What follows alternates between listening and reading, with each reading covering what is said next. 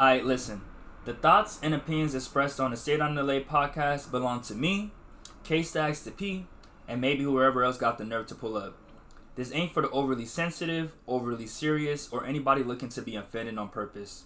If you mad, you might want to log off now. For everybody else, welcome to the STAYDOWNLA podcast. Let's talk my shit. Let's talk our shit. I tried to switch it up at the end and try to make it about me, but at the end of the day, it's about us. It's about us. You know, man. Sorry, guys. Sorry to the listeners. Oh, Malik, come in here. Malik, are you dressed properly? Malik, what you doing? But what are you doing? I want to go right now. Alright. I just want to show you something. This is what you're going to school for. What's that? That's it? Do not fold. Cal State LA. That bit big though. Come on now. And I'm you know how I do on the podcast. And you know I got a little bro with me, y'all. So you already know the vibes. So this is episode 49 of the STAYDOWNLA podcast, man. Sure. Welcome, man. You know what I'm saying? You already know we outside, we lit. You guys already know we can't start the episode without incense, so you've seen the process. I just want you to see me open it real quick, so that way you could know that you going to school is worth it for sure. Okay. All right, y'all. Today smell good. We got sex on the beach. Don't let me see your girl, cause we gonna have sex on the beach. But nah, this is episode 49, and as you guys know, each episode represents each week. So that means I've been doing this for 49 weeks straight. Let's give it a clap in the chat, man. Clap in the chat, man. Come on now. And normally, you guys know how I do my podcast episodes. But just in case this is your first time here, this is your first episode, please refer to episode 1 of How to Stay on the Lay. That way I don't have to do all the whole incidentals and everything. But if you are returning, as you guys may know, recently your boy had graduated, and that's what this episode is really about, because, hey, guess what just showed up in the mail? That degree.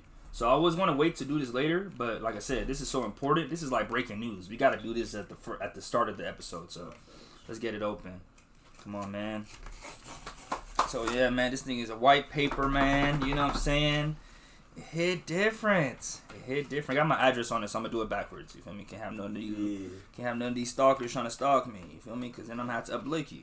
I don't have to do that to y'all. You know what I'm saying? Y'all the Scorpions. I don't know how to take this out, so. Okay, so this is just. Let's read what it says. It says, Caduce, congratulations on earning your Bachelor's of Arts from California State University, Los Angeles. Your education was hard work. This is easy. It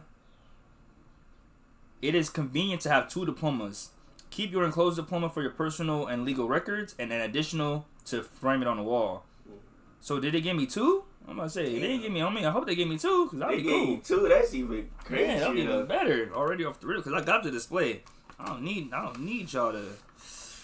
You gonna display another one at your crib? I ain't gonna lie, this thing is kind of crispy. It's kind of crispy.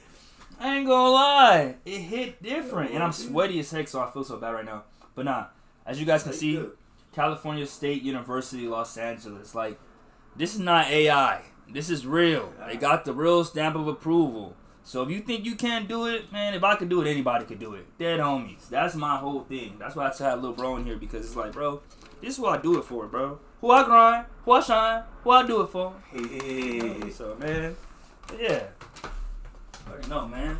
And you know I'm going to be here with you till you get yours, too. So you already know. He's going to be from Dominguez, so it's going to be viral. So, hey. Yeah, we finna go crazy, man. But nah, if you want to stay while I record, you can. But if you want to, go ahead, you can as well. I just have to show you that part. Where you finna put that one there? You could put it right. Yeah, for sure. I got to put it somewhere where every episode I record, they see it in the background. Because at the same time, though, feel me? The Naruto gesture could go to the side. I don't know. Have to. Yeah, it's up to you. Ooh, I forgot this fan is on. Don't blew up everything. Oh, it blew everything away. All right. So sorry guys for the listeners right now. I am currently adding my diploma to my photo area. basically I'm putting it in my display case. So sorry about that. He's gonna be a little quiet for a little bit for just 2 minutes as I do this and figure it out. But as I do that, I could just get some incidentals out the way. Oh man, I don't want to bend it. So chat. You feel me? We got one viewer, but I don't know if it's a real person or a bot. Nah, it's probably a bot for sure. They be trying to text me and I don't fuck with that Discord stuff. Yeah, Discord. We need they be hey, trying to reach out hustle to me on Discord. man. I'm like, I don't know. And it's funny. I didn't even know it was for a hustle. I just assumed that nobody why would I want to reach out to you on Discord? They be trying to make. I ain't gonna lie. They be trying to make us photos for the Right, they trying to make what you call it? For like our profile. Art? Yeah, work for our profile. Pass me some tissue. This lady still be texting me day by day. So you added her? Obviously, that's what I'm saying. I would never have been added in the first place. Man, I don't know, bro. She just was hella texting in that chat. I'm like, fuck it. I'm just answering her questions. Yeah, because that's what I'm saying. If you're innocent, you're not gonna know any better, Because it's just like, oh, this person is asking me normal questions. I'm just answering the question. But when you kind of I feel like, at least with me, when you've been scammed before, you don't trust nobody anyway. So it's like, hey, anybody asking me to text them privately, I just be like, why are you texting me privately? Like, if you're on my space, just type it right there. That's true. But they be like, oh, take it to Discord. What are you doing on Discord? That's so important. Like, I don't know. Like, you do got a point though. That is true. Cause why not just say it right here? You keep saying all this other stuff. What's this? What's your name? All this. I don't know. I mean, they don't really be asking all that today. She even got my Instagram, bro. Like you said, as long as you don't reach out to them for real. Now she be reaching out to me, gang, but I'll be like, damn, like she keeps saying, and then I ended up lowering her budget. Said, let's do this for the thing. She's like, all right. And she's still waiting. Really? I'm not paying. That's what I'm saying. That's really their job. Like, they literally only get paid if somebody, works with them. So, for her, it's like, if me lowering my price is going to possibly get you to buy, then I'll lower the price. I mean, I was thinking about selling her, but I don't know. Bro, I'm so glad you did it, because if you was to tell me that right now, I would have been so hot at you right now. I'm talking about some you would have sold her. Sold her for what? You don't owe her nothing. Tell her house for that picture, because it did have my... You actually got a picture from her? That's different. If you actually did business with the person, that's different if you actually did business. Yeah, no, she was almost done making a picture and everything, but I just didn't pay her. Dang. So, But it's cool though. She a nice girl, bro. I ain't gonna lie. Y'all hearing this? This is gonna be the funniest episode ever. And it's good too, because I'm like, I needed something to be talking about while I was putting my freaking degree away anyway. But as you guys can hear, at least I'm not that bad. At least I just ignore him. This little boy said, hey,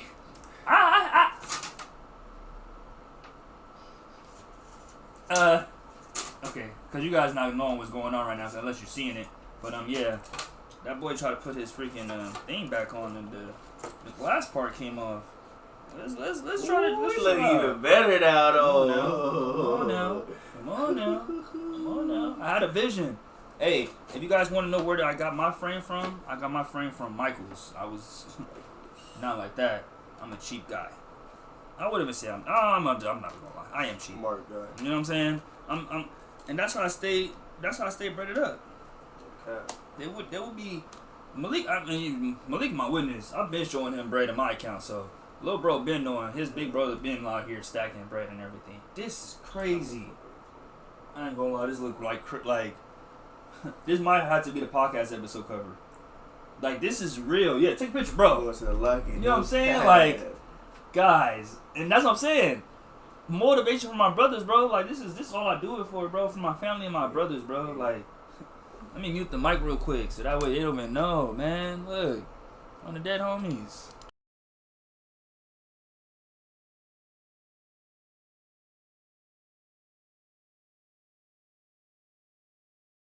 Man. So yeah, finna hang this up, do some, man, and then just feel myself. But now that we got that out the way, like I said, I mean, that was a little bit celebration. W's in the chat, man. Man. With W's in the chat, man. So let me go ahead and take a picture of this so that way. Hit different, man. Hold on. Cause my camera be freaking blurry. What they say? Pasanada.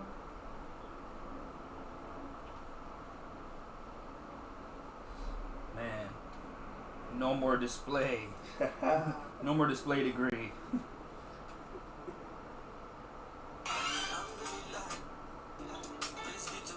I don't really be liking that Instagram know the songs I like.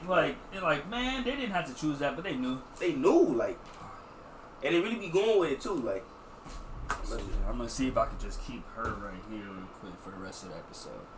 Cause we gonna just that way y'all just know what type of episode. Cause I ain't gonna like, bro, it's so much places you really can put it though. Bro. You already know. That's what I'm saying. I'm so thirsty. I'm ready. Fucking ready. Ooh, he gotta put it on the wall. No cap. I'm not gonna mess up my wall. I'm gonna just stick it on there and stick it right there. Facts. That's what I'm like you said. More than likely, because I already decided. Yeah, you can go right there. I already kind of want it right there, so that way it can be seen all that's the cool. time. That's a perfect spot. I ain't gonna lie. You know what I mean? Put this down a little more, and then just step it. Okay, go like a little higher, just so you don't mess up the marker. And then that's gonna be straight. For sure. And it's like it's gonna be seen. I gotta send pictures to WhatsApp. That's the point. The point is for it to be seen. You feel me? Like if this is not seen, it's like I might as well just take it back to the freaking shop. But now let me send it to my school group real quick, guys. Yeah, no, bro. I'm still recording right now. You good?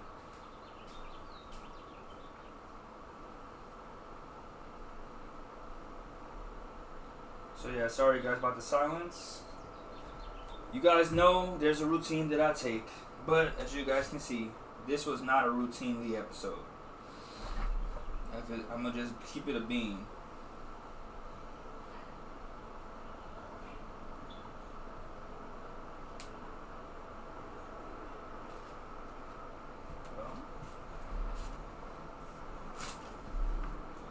But yes. Sorry about that, guys. I just had to celebrate real quick. You already know.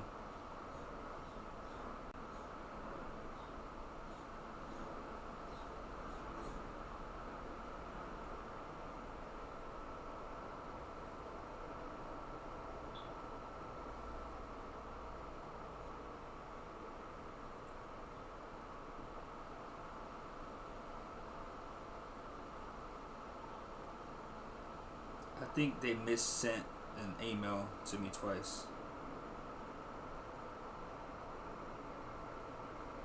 Oh yeah. It was an accident. But no. Let me make sure. I'm trying to see. Cause I had to send a picture to my dad, you feel me? I had to send a picture to my family so they could see it, you feel me? That way everybody named mama, they can know. Everybody named mama could like brag about me. You know, after my graduation weekend, I was low-key worried that the attention would be off of me for a little bit, and I was like, damn, I'm not gonna have no attention on me no more. But as you can see, the attention has not wavered. As you can see, I still have a reason to celebrate. I still have a reason to pop it. So on the dead homies, let's get this in it. Let's get to this episode. I already know this episode is not gonna be like nothing crazy. You know what I'm saying? The only thing that's been crazy is what I've been going through this freaking week or this weekend. Like, honestly speaking, yes, sir.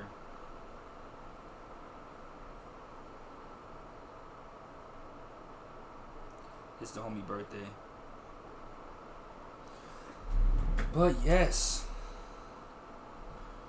So we're going to start. I guess we could say the secret word of today is, we're going to do it Bachelors of Arts. That's going to be the secret word of today's episode. Fuck it, why not? Normally, it's usually a word that I don't say often, or I might not even like acknowledge. But today's episode is a little different. This is a gratitude episode. So, you know, like I said, if you guys are, I just peed. I just peeked. This nigga's not. My sex on the beach, then stop sexing on the beach. We ain't going for that. We ain't going for none. We ain't going for that. We ain't going for none. We ain't going for that. We ain't going for none. I keep saying it because every time I say it, I'm hoping that it stays lit. But as soon as I let it go, it stops. Woo! Sometimes I forget how hot fire is. Yeah, I know what you're thinking. How do you forget how hot fire is? What I mean is, you ever just be burning something with a lighter and then forget how whatever the heat touched also get hot too? 'Cause boy, woo, that hurt. But now let me make sure that this lit. Gotta do it like flint and steel. You know what I'm saying? Add a little bit of like oxygen into that fire. Make sure it's lit. I don't think it's lit. Okay, no, it's lit. It's lit. It's lit. That's my bad. It's lit. So yes. All right, guys. This is episode 49 of the Stay Down LA podcast. Welcome to Stay Down LA podcast. Welcome to episode 49. This is brought to you guys by K Stacks, the P, or Stay Down Network, which is my brand. You guys could find my pages, my social media pages on Instagram at Stay Down LA. That is where I make and I post all my content. And then if you want to follow my fitness page, follow Stay Down LA Fitness. That's all my workout stuff. I just post on the highlights. Whatever cardio I'm doing that week, you want to find stuff like that, that's all right there. If you want to follow my main page and just want to see what I got going on, want to see what the real K Stacks is up to, follow K Stacks. Because like I said, I know some people are really just here for the content, so that's why I said, hey, you want to just follow the content? Stay Down LA. You want to follow me, but like I said, it's not no parasocial shit. You follow me for me. Oh no. Okay, cool. But yeah, if you follow me for me, don't come on my page thinking it's gonna be like how the Stay Down LA page. The Stay Down LA page is perfect. Like you want something more professional, follow Stay Down LA. You want something more personal, follow K Stacks. So yeah, and then of course, like I said, it's brought to you by Stay Down Network, and that's my brand. You know what I'm saying? I get sponsor each and every one of these videos. I invested in myself and I believed in myself, and that's how we're able to have this whole what we have right here. You know what I'm saying? That's how we have this whole conglomerate, this whole brand itself. This is all me. So this is brought to you by me, Caduce the P, K Stacks the P. Who is K Stacks the P and who am I? My name is K Stacks the P and I am a content creator. I don't like saying that. I don't know. Because I think sometimes I say that because it's like that's what the times we're in.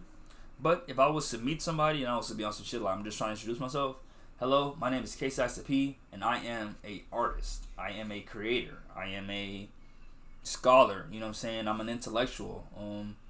Let me make sure that my headset is connected to mine. Okay, cool. Cause I know how this thing get over here. But yeah, I'm an intellectual, and then as an intellectual that makes content that brings whatever he imagines to life. So I'm a manifester, you know what I'm saying? I'm someone that I could have an idea, believe in the idea, and bring it to fruition. So that's what I would like to call myself. I am K Stacks P, and I'm a manifester. And if you know what a manifester does, then you know who I am. And if you don't know what a manifester does, I ain't gonna give you no more details, you know what I'm saying? If you know, you know. If you don't, you broke. And now, without further ado, always gotta start every episode off with a prayer. I am Muslim, so I always do a Muslim prayer, Al-Fatiha. And I just noticed again. That's what I'm saying. One thing about me, I'm very aware, very acute, very alert. This thing think it's slick. I think it's finna be not lighting. This must be a defective one. Not every incident is gonna be perfect.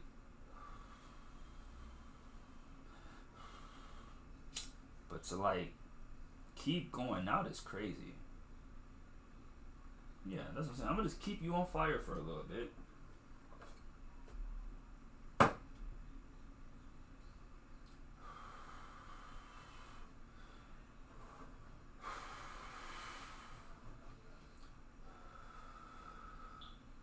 My fear is that because this is wood, I'm always worried that this whole thing will catch on fire. But it doesn't give that that's the case. But yes, like I said, I am Muslim. So we're going to start off with a Muslim prayer where I give a shout out to, I don't got to tell you guys what I'm praying for. You'll find out as you hear the prayer.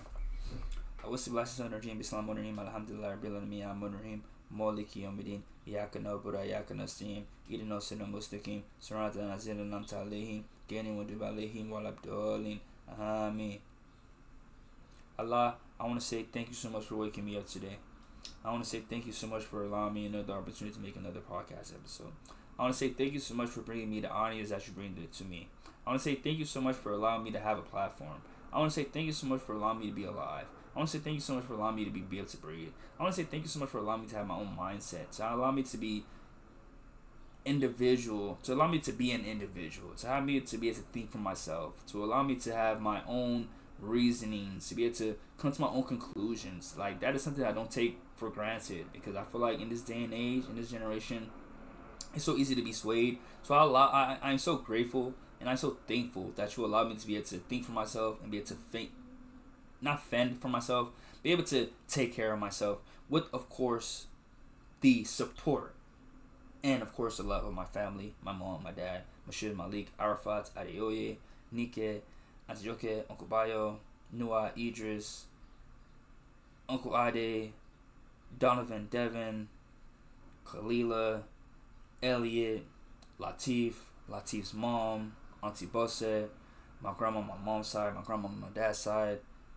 Thank you guys for always watching over me. Thank you guys for guiding over me. Thank you guys for always supporting me from beyond. And those that are alive, thank you guys for supporting me while you're here.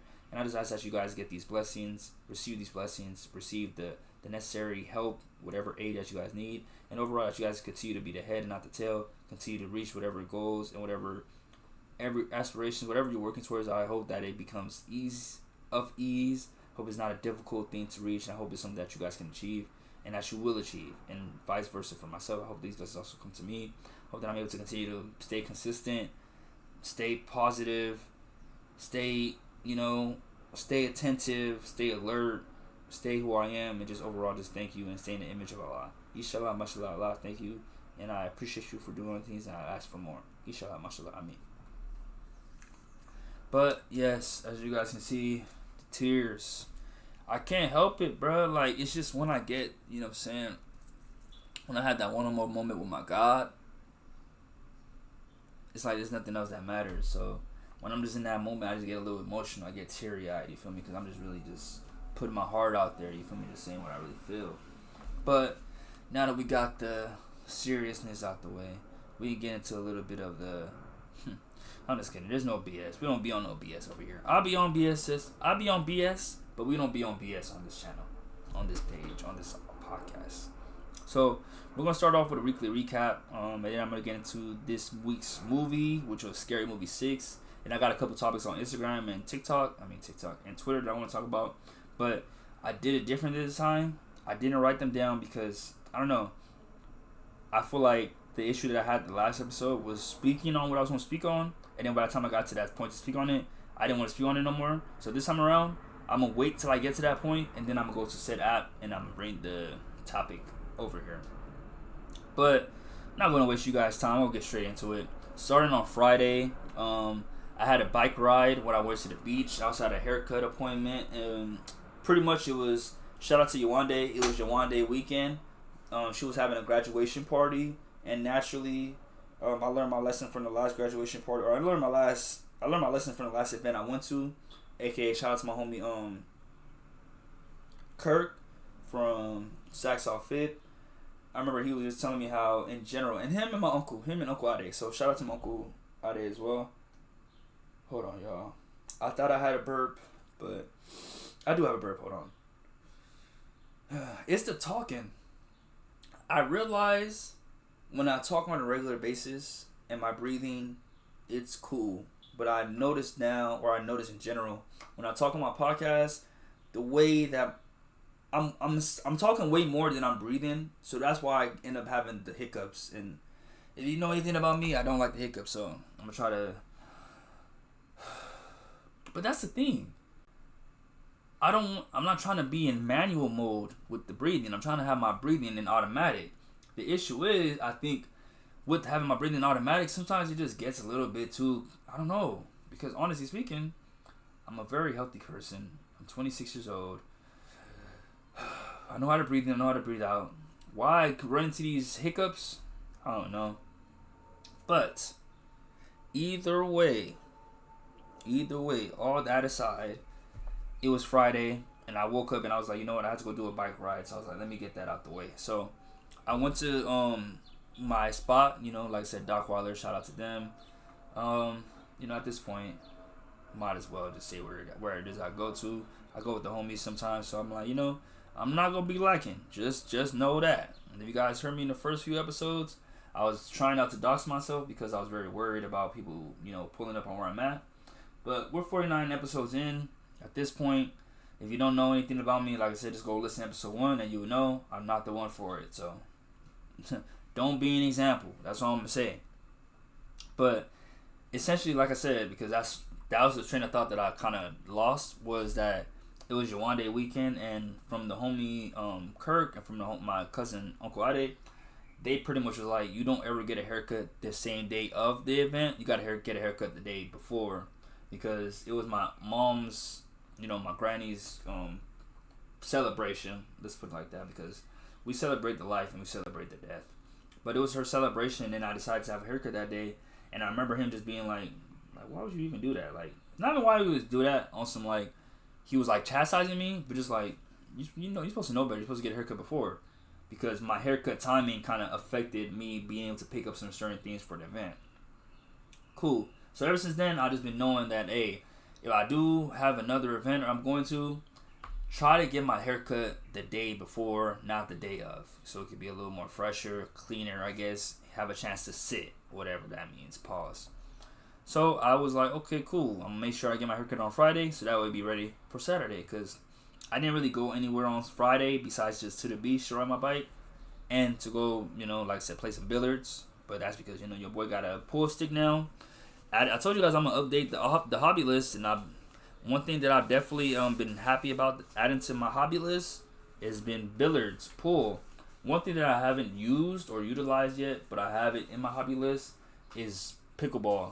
And that's because I haven't found an area to play it at, let alone I don't know how to play it, you know what I'm saying? So I've just been lazy to even like attempt, so I might do that this weekend. You never know. But either way, woke up, and that's what, like I said, just give you like a summary, or like I guess to give you an idea of what I did. But either way, we're gonna go off of the actual what I wrote down that I did. So happy blessed Friday. Woke up with the bike on my mind, so I made sure to go ride my bike at the beach. Had to work. I had a haircut, so I went after. But what ended up happening is, shout out to my barber Trey. He had basically he had basically arrived at the same time that he was supposed to be giving me a haircut. Which even that, I love Trey, but that nigga's so funny for that. I was like, when he was telling me, I was like, yeah. I'm like, I'm guessing he didn't. Me, when I get off of a plane, the last thing I'm thinking of is going to work. But he was like, his plan was like, he was going to get off the plane and be at my appointment. And I'm like, I commend you, brother, because pretty much he wasn't able to because, the timing of the flight. And me knowing planes, I'm like, if you just landed, you got to wait for them to stop the car, stop the plane. Then you got to get off the plane.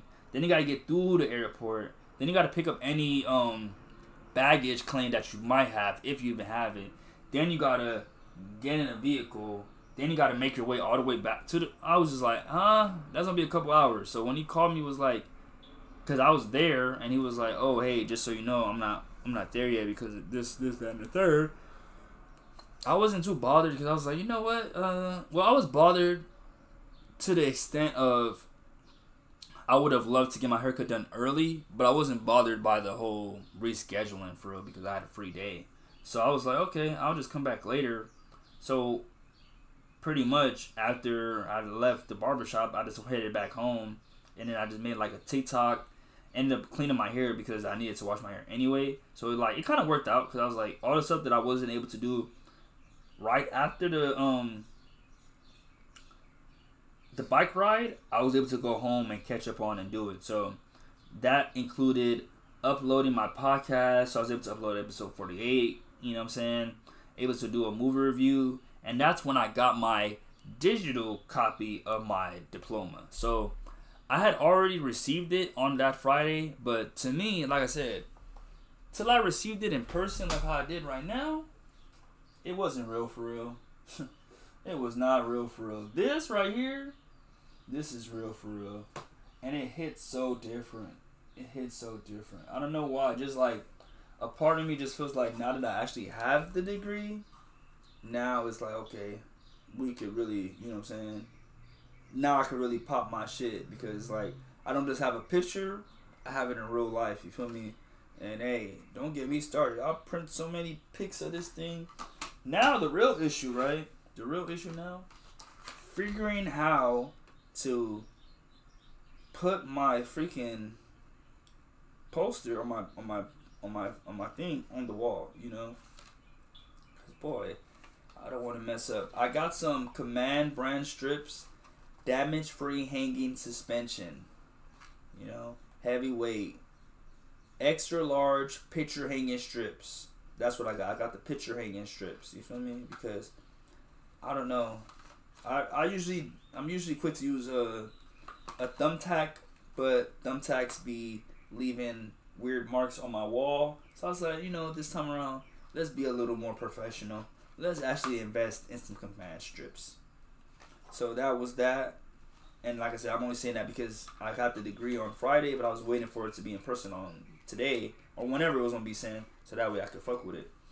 So then after that, I pretty much ate, you know what I'm saying, and was chilling. And then, you know, when in Rome, you roam. So my little brother, he had recently got a electric scooter, and I was like, you know what? I don't really feel like driving to my barbershop. I'm going to just take the electric scooter to my barbershop. And my barbershop is not far. I think what I just didn't take into account was the quality of the electric scooter that I got from my little bro. Because I'm going to just put it like this. He ain't get it from Amazon. And he ain't get it from a store. So however he got it, he got it. But with that being said, I feel like that definitely played a role into the battery level. Because that was the issue that I had. Or I guess it wasn't really an issue. But the worry that I had was that that's what I'm saying. I guess it is an issue. The battery was finna die. By the time I got to the freaking barbershop, that shit was low-key at 2 bars. And it's like, let's say 6 bars. So the ride there took 4 bars. And I'm knowing that I'm on S mode, so I'm on sports mode. But I'm like, damn, the battery power is going down way quicker than I anticipated, or I seen coming, you know what I'm saying, potentially. So I was like, I don't know about this one. But after I peeped, what the hell? I never knew that my incense holder held heat. I don't know why. I'm just now realizing that the incense release heat from them. I just thought it was just pure smoke. But now I'm feeling it now. I'm about to try to grab some smoke real quick. Now I'm realizing there's heat coming from that thing. I was about to grab some smoke and inhale it, but I'm like, this is not landscape. Well, that would have been fucking dumb. But yeah. So after I pretty much get my haircut or I make it over there, I'm like, damn, I gotta charge this thing. Didn't think to bring the charger because I wasn't expecting it to die so fast. So I pretty much made it to my barbershop, you know what I'm saying? That's like in the middle of the day. The appointment was supposed to be at 10, but I ended up having to pull back up around 4. Literally from 4:03 to 5:02, finished the process, haircut clean. That boy looking crispy, hairline nice, and 90 degrees. You feel me? Parallel to both sides. My hairlines are never meeting. You know what I'm saying?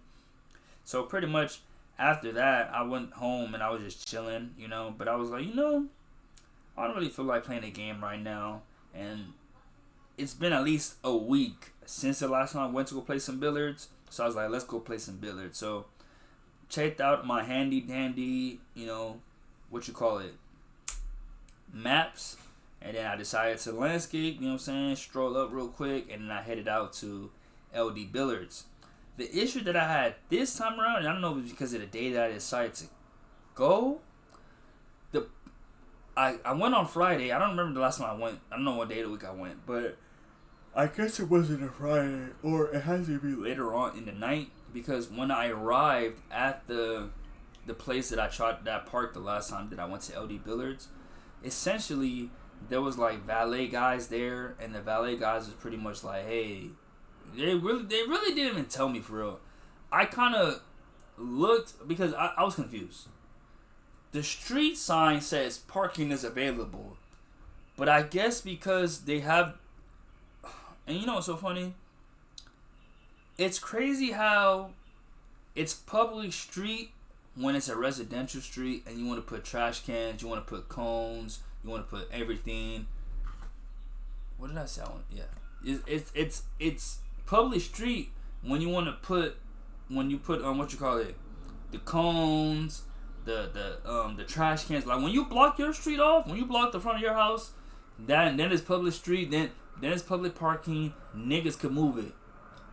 But when I'm in Koreatown at LD Billiards looking for parking, you guys are able to block off a whole area and make it passenger only. When I know for a fact I parked here the last time with no issue. Like I said, I could be a bitch, but I don't want to be an asshole. Nah, I thought that was a bar. It could have been a bar. It wasn't that much of a bar. But pretty much, I didn't want to be a dickhead. I didn't want to be difficult. And I was like, because I didn't agree with it. And like I said, I'm knowing for a fact. I'm like, nigga, I literally parked here the last time.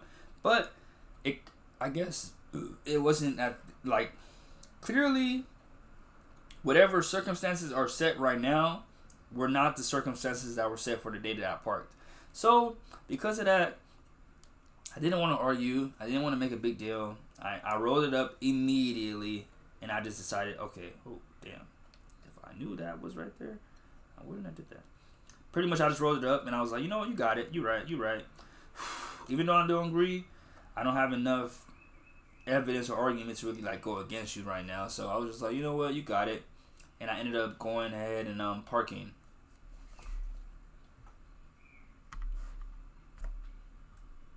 I ain't gonna lie. Yeah. And just like that, I'm back. But yeah, pretty much after parking or after being denied parking rights at LD Billiards, I was like, you know what, let me spin the block and I'm gonna go find another park spot elsewhere. After spending like another 5 to 10 minutes looking for parking, I eventually did find a parking spot. Honestly speaking, I think my issue was that night I just didn't want to park too far away that I wouldn't be able to know if anything was happening to my car. I don't know why I was so fearful that night, because I can remember vividly just like being so worried about like my car being broken into, being like all that shit. And I was like, no, you know what it was? When I pulled up to where I eventually parked at, there was some glass on the floor, so PTSD activated, and I already had my car broken into before, so I was like, oh my god. I was not trying to deal with that. So, after I did eventually find some parking, put my stuff down, I'm so worried I even took a picture of where I parked at, because I was just like, I don't know. It's a Friday, so part of me is like, I don't want to be penalized for not paying, but I'm like, look at the time. Do I really got to pay for parking right now? You know what I mean? Like, that was my mindset with it. But eventually, after I basically stopped being so, because I was genuinely worried. I was like, I don't know if I'm going to be cool. After I stopped being worried, I was like, you know what? Okay, cool. I could park my car. So I parked my car, started walking towards LD Billiards, checked in. It wasn't busy at this moment right now, so there was a couple tables open. So I was able to get my table in, went in. I went like an hour and 30 minutes. That's low-key my sweet spot. If anything, this time around, I low-key was there too long, because I was like, once I was there for an hour, I was low-key cool. I was like, I don't know, maybe just a vibe. I don't know what it was, but I know the first time I was there, I was easily able to be there for an hour and 30 minutes. But this time around, I struggled making it that extra 30 minutes. So after I did finish my hour and 30 minutes, I paid. They actually gave me a discount. I think the guy that worked there, he recognized me, you know what I'm saying, because of the chain. So very big shout out to LD Billiards and shout out to the guy. I want to say the Billiards, I don't know, what do you call it? You know what I'm saying? Like, I like to just come up with names for like positions and shit. So I was going to say the Billiards holder. but that's probably not the most appropriate thing to call him. But overall, he basically looked out for your boy, and I paid for like $22. But I ended up giving like a tip because I'm like, hey, always gotta tip the bartender. You feel me? So after I finished at LD Billiards, I landscaped and then I drove myself home, made it home. You know what I'm saying? Did I get any food that day? I want to say, nah. I think I just went straight home and I just ate. So now on Saturday, this is when this is probably the most, I guess you could say the most what they say. Because I was gonna say this is the most interesting. I don't know why. I really wish, because I do have a limited memory and I do have a great ability. I feel like I have a great vernacular, I have a great vocabulary, like, spread. I think my issue is pulling the word and remembering it because, man, I'll get to it. But I hate when I can't remember stuff, but pretty much what I was trying to say is the most interesting part of my weekend, it's not interesting, the most incidental, not incidental, the most interesting, the most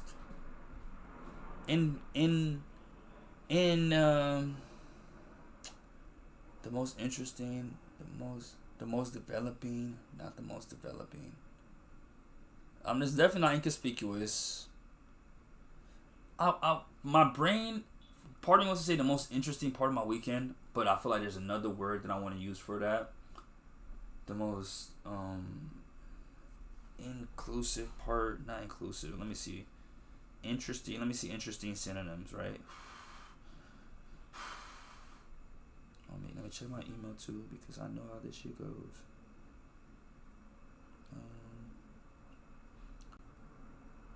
That's so weird. I already did it. That's something like I don't want to do it again and then affect it.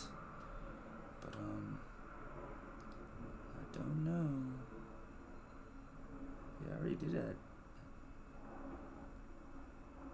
10 something. That's when I already did it. But okay.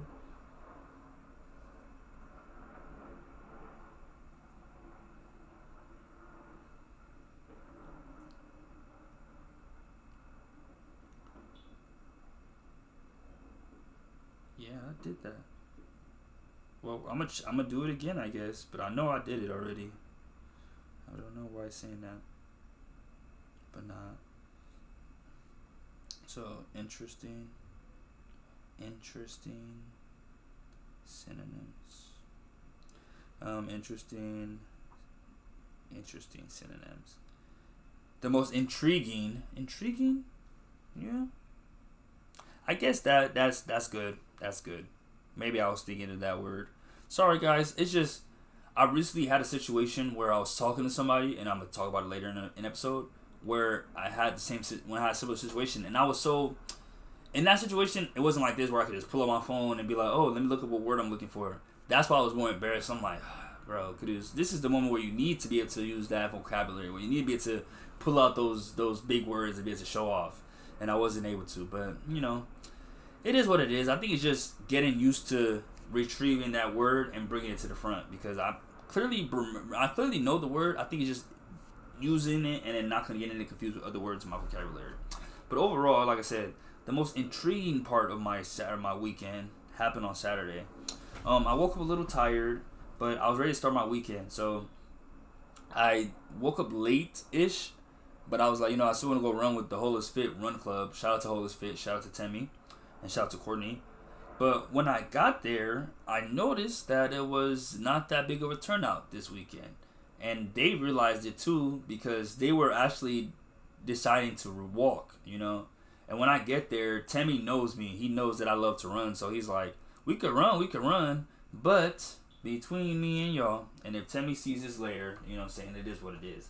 If his girl sees this later, I hope you don't see it. But if Temmie sees it, he's going to understand that I just did what, a real nigga would do in the sense of just, I'm like, clearly your girl wants to walk.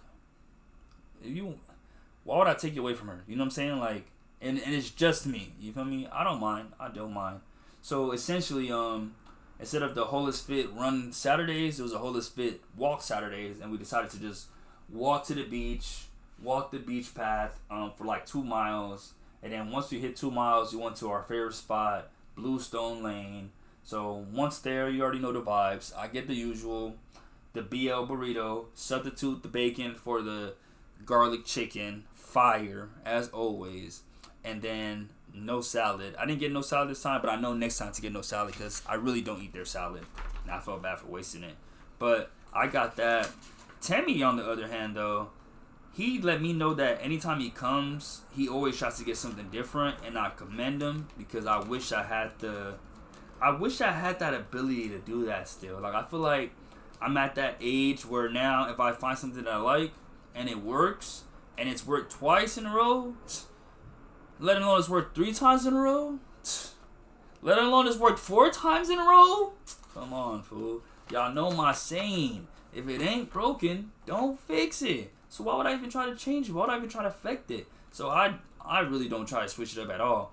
But Temmie's very inspiring in that regard because he had gotten the pancakes, egg, and chicken, and he made himself a meal. And I thought that was so dope because I'm like, you know what? That's really all breakfast is. When you really think about it, you just get the items that you want. Me, when I make breakfast at home, I'm Mr. Waffles chocolate, of course. Lego my Eggo, so Lego my Eggo waffle. Lego Eggo waffles chocolate, eggs, some sausage bacon, some turkey sausage, and some turkey bacon. You feel me? And then I get those, and then hash brown. You feel me? But you know, I don't know. Like I said, the BL burrito is just right there. It works out. It satisfies all my wants and cravings. So I don't feel the need I don't see it necessary to even like do anything different, right? So because of that, that's cool. Ever since though, you know what I'm saying? Or after that, and it was so funny because, you know, a nigga to nigga to nigga. I thought it was so interesting because I remember sometimes when I think about people that's in relationships, I sometimes I wonder that dynamic, you know? I'd be like, you know, my fear is worrying that I'm about to be 100% zero with somebody. So I'll be like trying to see what other relationship statuses are and like how they were. And I liked how Temmie was in that situation because he ended up paying for me, and he did it so smooth too.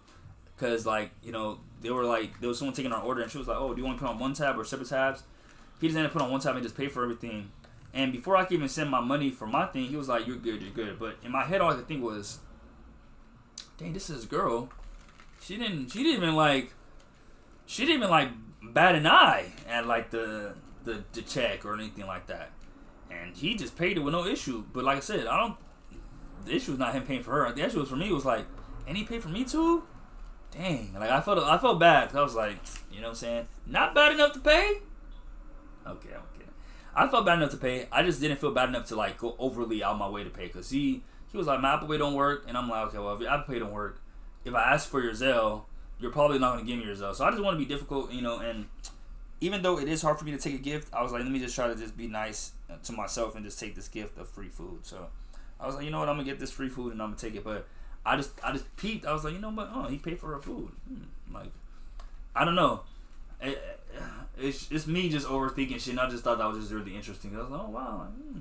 So, I don't know. Like, I guess I was just like, I wonder if that's just like how they work. Like, did they have a saying or a system in place where he just knows, okay, when it comes to food, I pay for this, and when she knows that when it comes to this, I pay for this. Because even when they were just talking about stuff, like, they just seem so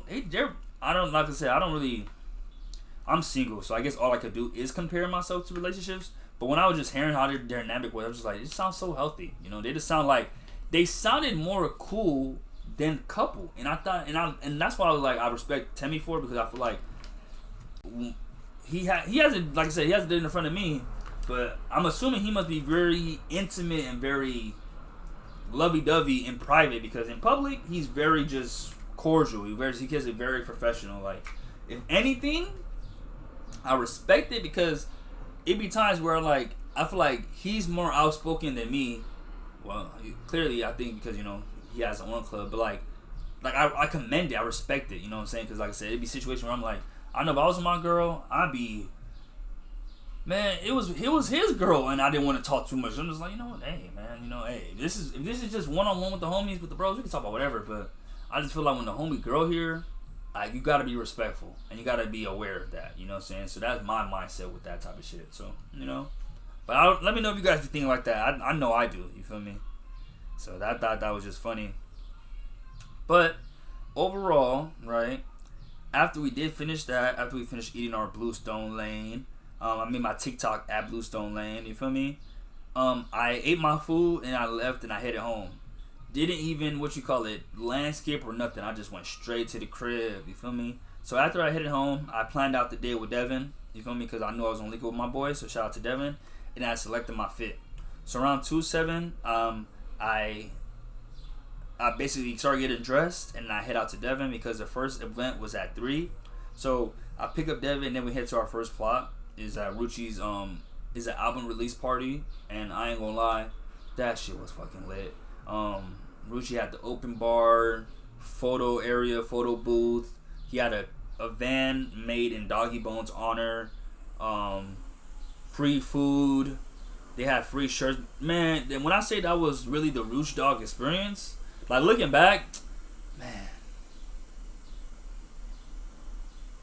Overall, this episode is an episode about just being responsible and just, being careful because it was just right here. I was just right here and I was just so close, I feel like, to just having what could have been a perfect night, because eventually, right, me and Devin, we lit, we doing our thing at Rouge Dog's album release party. You know what I'm saying? It's me and Devin. If you know when me and Devin get in town, when me and Devin link up, you feel me, it's a problem, but in the best way possible, you know what I'm saying? So after we finish up at the first event, we basically getting ready for the next one, and the next one is big shout out to Yawande. It was her graduation party, so it's celebration on celebration, you know what I'm saying? So hers happened to be more in the valley and stuff, so my nigga Rushaw was in downtown LA. So after we leave, we head straight to downtown LA. We head straight to the plot, you know what I'm saying?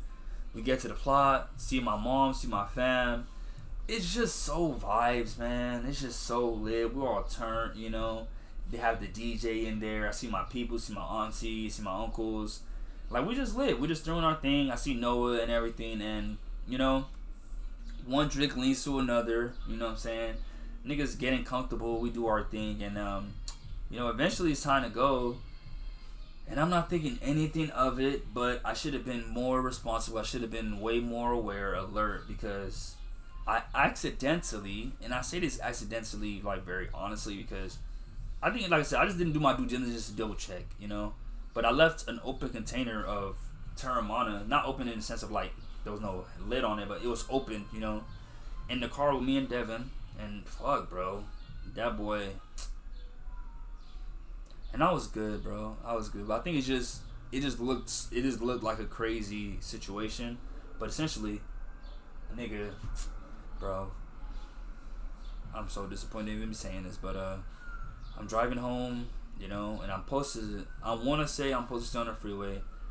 I don't remember what exactly happened that required me or, convinced me to get off the freeway, but I did. And I somehow, some way ended up on Gardena, you know what I'm saying? Like I said, me and the homie, we coming from, I guess we could say, we coming from the, I don't know, Hollywood area, you know what I'm saying? I'm trying to think of, like, what freeway that would have connected to where I could have been taken. But essentially, I fucking end up in fucking Gardena. I end up in Gardena. And then, doing my, driving Devin home, you know what I'm saying? The police, I guess, is behind me. The moment I see the lights, though, I respond. But according to them, because, like, I even have the report and shit, I didn't pull over at their immediate, like, attempt to pull me over, right? So, I'm in Gardena. The police is trying to pull me over. I didn't listen at first, according to them. But that's what I'm saying. I'm not going to say how they say. I'm going to say how experience for me. So, they try to pull me over. I pull over. And then, you know what I'm saying? I ain't going to lie. I think I'm just too lit as a person that, like, it just came off that, okay, like, this nigga's done for, because I'm like I said, I'm turned up, I'm vibed up, I ain't even gonna lie, because essentially I'm just, oh, like, what's up, how can I help you? They say that I was speeding. I'm like, okay, I didn't know I was speeding. One thing, like I said, I feel like I pride myself on, and I feel like I'm very aware of, is that I don't ever admit to anything with the police, because like I said, for me, I'm gonna need the evidence. I'm gonna need to really see what you guys are talking about. You know, police officers are like security guards. They just trying to do their job, and you know, as soon as they're trying to do their job, they're trying to catch something. You feel me? So I don't ever try to like give them anything. You feel me? Because they'll use your words right then and there and like really lock you into it. So I was like, nah, I didn't know y'all was trying to pull me over. Nah, I didn't know I was speeding. And nah, I didn't know I was straddling, because they tried to say I was like kind of like in between two lanes. So they asked for my license, give my license, and I guess that's when the passenger comes through and sees, you know, what he sees at Devon's feet. And like I said, Devon, my nigga Devon, he's done for. But rightfully so. I'm the designated driver. He doesn't need to be aware in this moment. You know what I'm saying? So I'm the only one really up doing my thing. But when they pull us over and stuff, he kind of gets, you know, alerted to the situation at hand. So long story short, they pretty much was like, hey, we're suspecting you of being under something. And I'm like, what? Man, I ain't did nothing all day. Like, immediate denial. Immediately went to no. I went back to being a 21-year-old. I just remember just getting my license and shit. And I remember like them saying you can't drink at all. You know what I'm saying? So I guess my fear was that I knew I had drank at Ruchi's event, so I was scared that it might show up at that time. And I was just paranoid just overall, because I really bitched up. I'll keep it a whole bean. I really bitched up. I feel like that whole night was just, or that moment from that night was just carelessness and irresponsibility, and it added up. You feel me? And it culminated into something like that, because I'm never that careless. I'm never that reckless, and I'm never that bold to like really just have an open bottle that I've been maybe partaking in or fucking with, to have it at the front. You know what I'm saying? Let alone with the passenger. That's what I'm saying. Like, that's how I know I'm just like one track minded on the way home. I'm not even thinking like I didn't take a chance. I didn't take a time to get myself together. You know what I'm saying? I didn't clean up. You know what I'm saying? I didn't polish myself. Then again, of course, I'm not ever thinking I'm gonna get pulled over, so that's why I was probably a little more confident than I should have been. But when they did, you know what I'm saying? They take me out the whip. They're like, oh, no, we're gonna have to do the process. And I'm like, well, shit, okay. You know, because like I said, I'm confident. I'm like, I'm not thinking anything of it. So pretty much they were trying to do some foot walking thing, but I had the Balenci's on, so that shit made it difficult. So I was like, can I take my shoes? Two of my shoes, ace that shit. Then they had me do some shit where I had to touch my nose with my right hand, touch my home with my left hand. And I guess they assumed that me being under influence, I would forget which is my left, which is my right. I didn't. Like I said, every test they gave me, I feel like I passed with flying colors. Devin being my realist, Devin being my witness, and he even said to me, I'm not trying to be your homie. He said, I think you did good. You know what I'm saying? I think you passed them. But I think it was just too much of just like, it's just too much evidence against me. That was more so like, there's not enough reasonable doubt for us to like consider that you might be cool, because like your passenger looked done for. We got a bottle. We seen you kind of speeding. We seen you kind of straddling. You know what I'm saying? We're going to put two and two together. So I was like, you know what? I'm not going to argue no more. I've never argued anyway, but I just stopped talking for real. And I just like, let them do their due diligence. Let them do their process. And they cuffed your boy. They cuffed me. Put me in the back of the cruiser. I guess they deemed me and Devin, you know, too done for to operate the vehicle, because essentially they called a tow truck, towed my car, towed my baby girl, you feel me? Took her to a Gardena tow truck area, you feel me? And then took me to Gardena PD, and then let my nigga Devin go, but you know, he had to call his people to come pick him up and stuff. So essentially, I'm in a police cruiser. I ain't gonna lie, I'm tearing up because I just felt like such a disappointment. I felt like such a failure.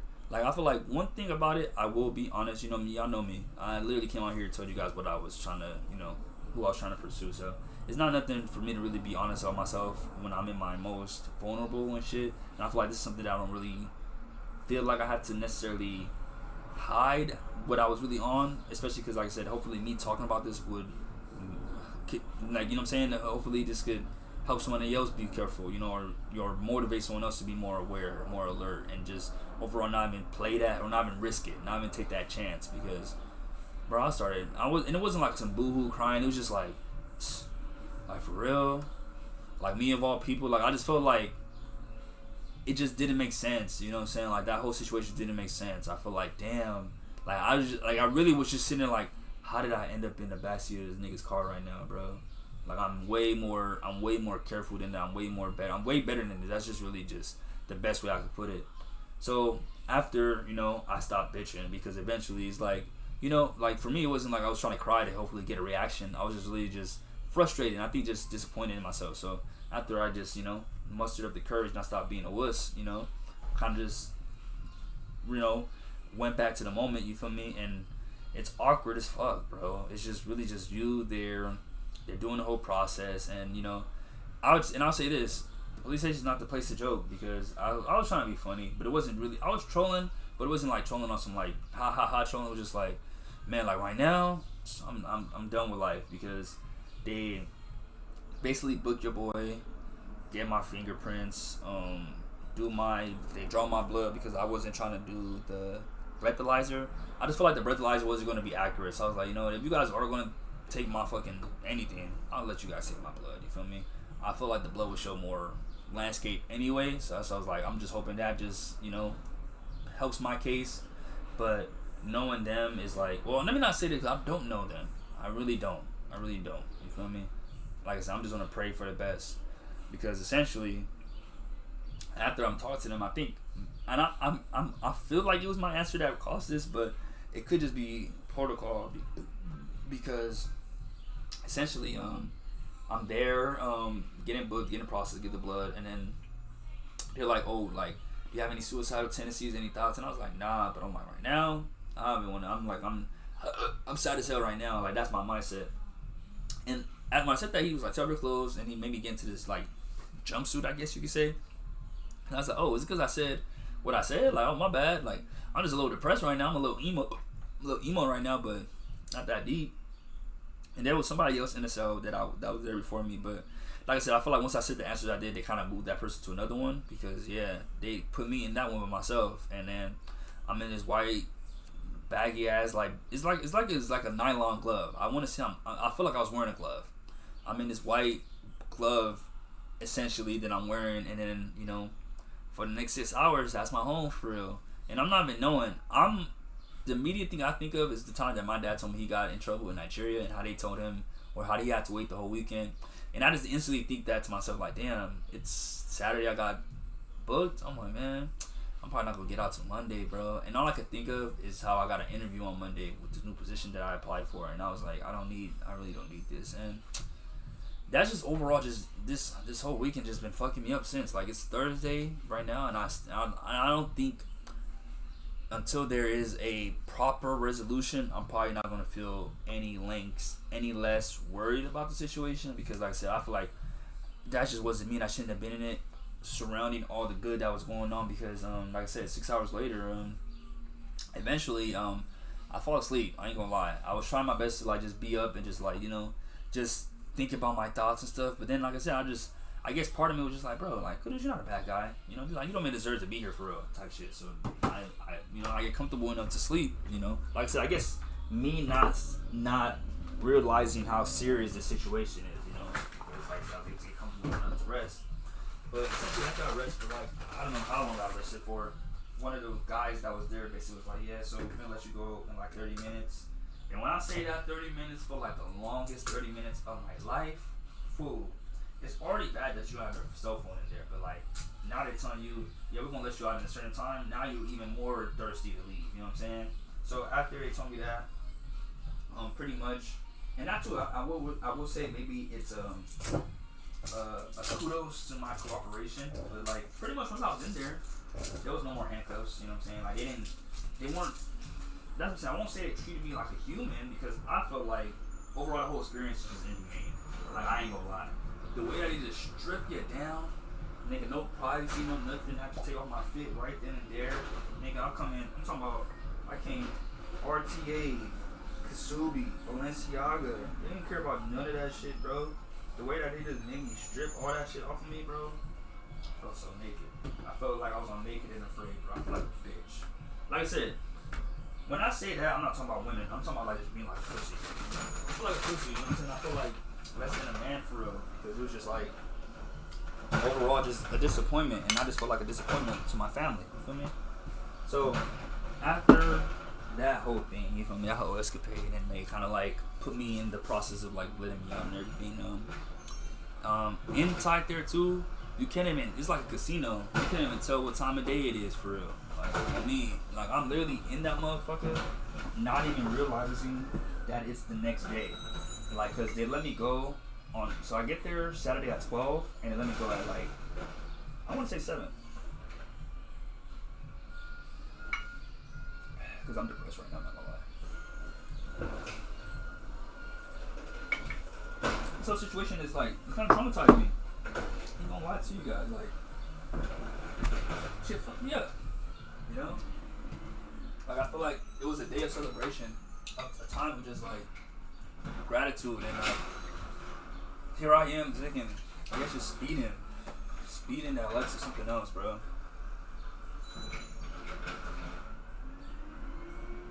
Like I said, I'll take the speeding, I'll take the straddling, but I know I wasn't done for, bro.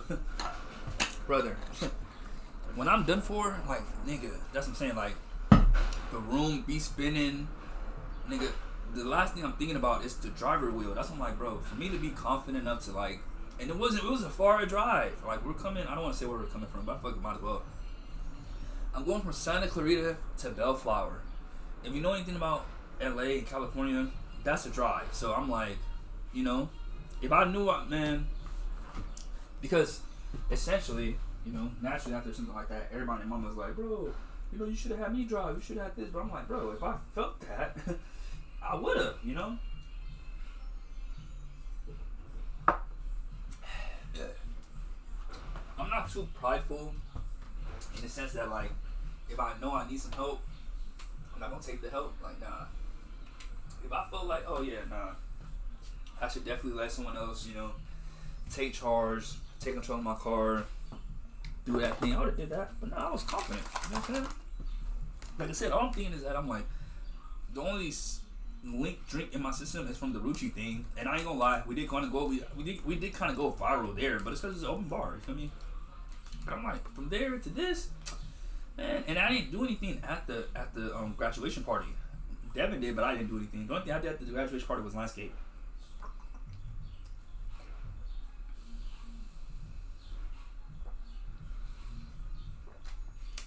Sorry guys, I was taking a swig of water. So yeah, so after, you know, so now, that was Saturday night going into Sunday morning. Now we're on to Sunday morning, and when I say, that's what I'm saying, this shit fucked me up so much, I didn't really even start my Sunday till like the afternoon, because I was just stuck. You know when you're just frozen in place, when you're just stuck in a time, or when you're just stuck in a place in time, that's how I felt. Like, I feel like mentally, I was still where they had pulled me over at, and like, I didn't get out of it till I got out the cell, because like, mentally I was just like, what the fuck, bro? Because they pretty much, they freed your boy, you know, around like, I want to turn the fan, but I don't want the fan to be too loud, guys. I apologize. It's just, right now, y'all, we're having a fucking, what they say, I mean, it is summer, but like LA, in my room in particular, it's been overly hot. But yeah, let me see. Let's about to turn on the fan. Maybe I just got it back up. Let me see. This is a test right now, guys. I just turned on my fan. I want to see if it catches, if the noise that the fan makes get caught in the mic.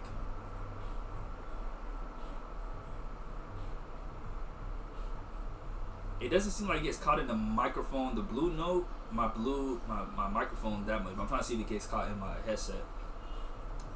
Either way, like I said, if it does become an annoying thing, I just want to apologize in advance. It's just really hot right now, so yes, niggas got ACs, but you know, it's interesting how a Nigerian household runs. You'll find that out soon. But nah, essentially, pretty much, you know, I woke up, or I guess you could say, started my day.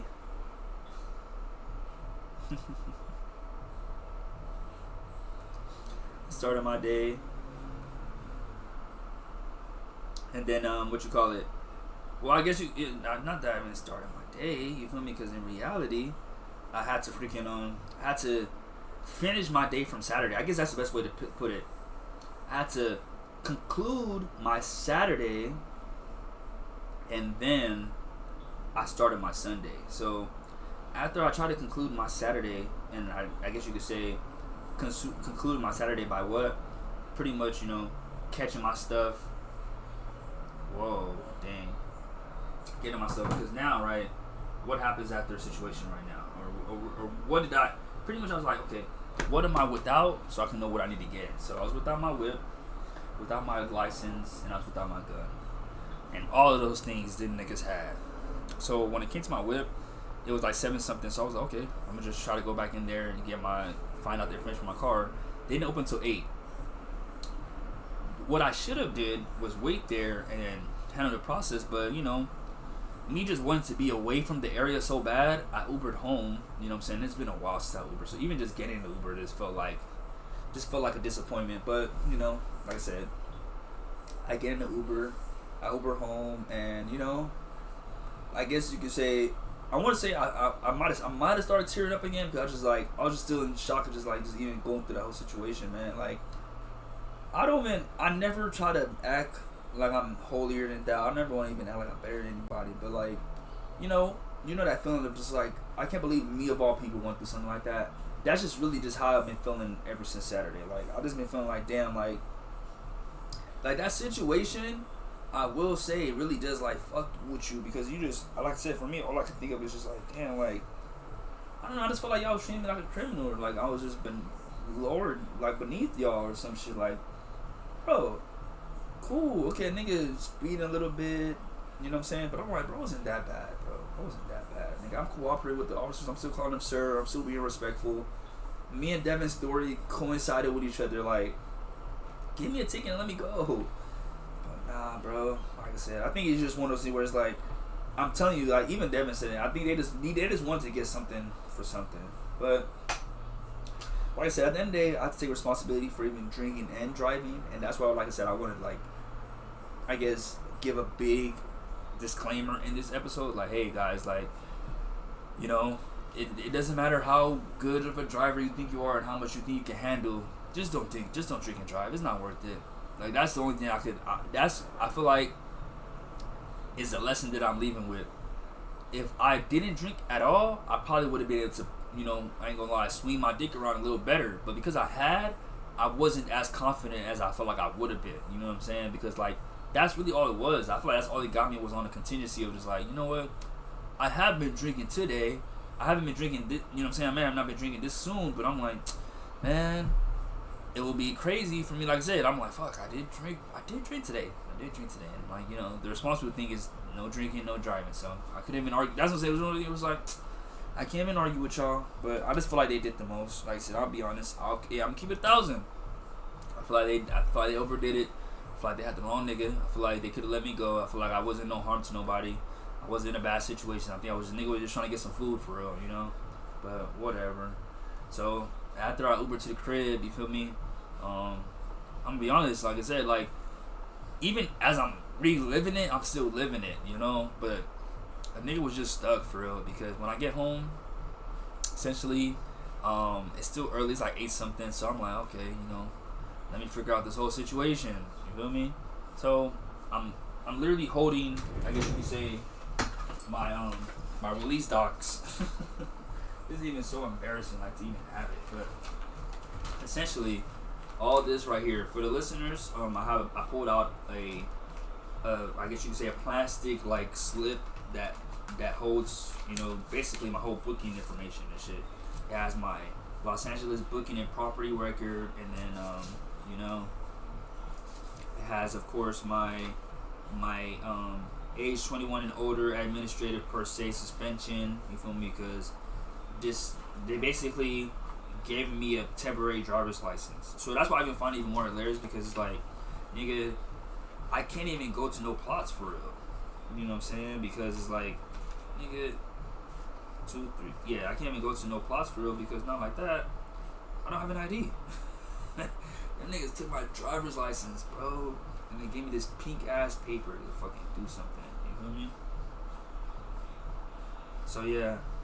So pretty much, yeah, so they gave me this, and like I said, when I'm telling you, they didn't give me no details, no explanation, no step-by-step to-do list. But now, it's Thursday. I can say it's by design.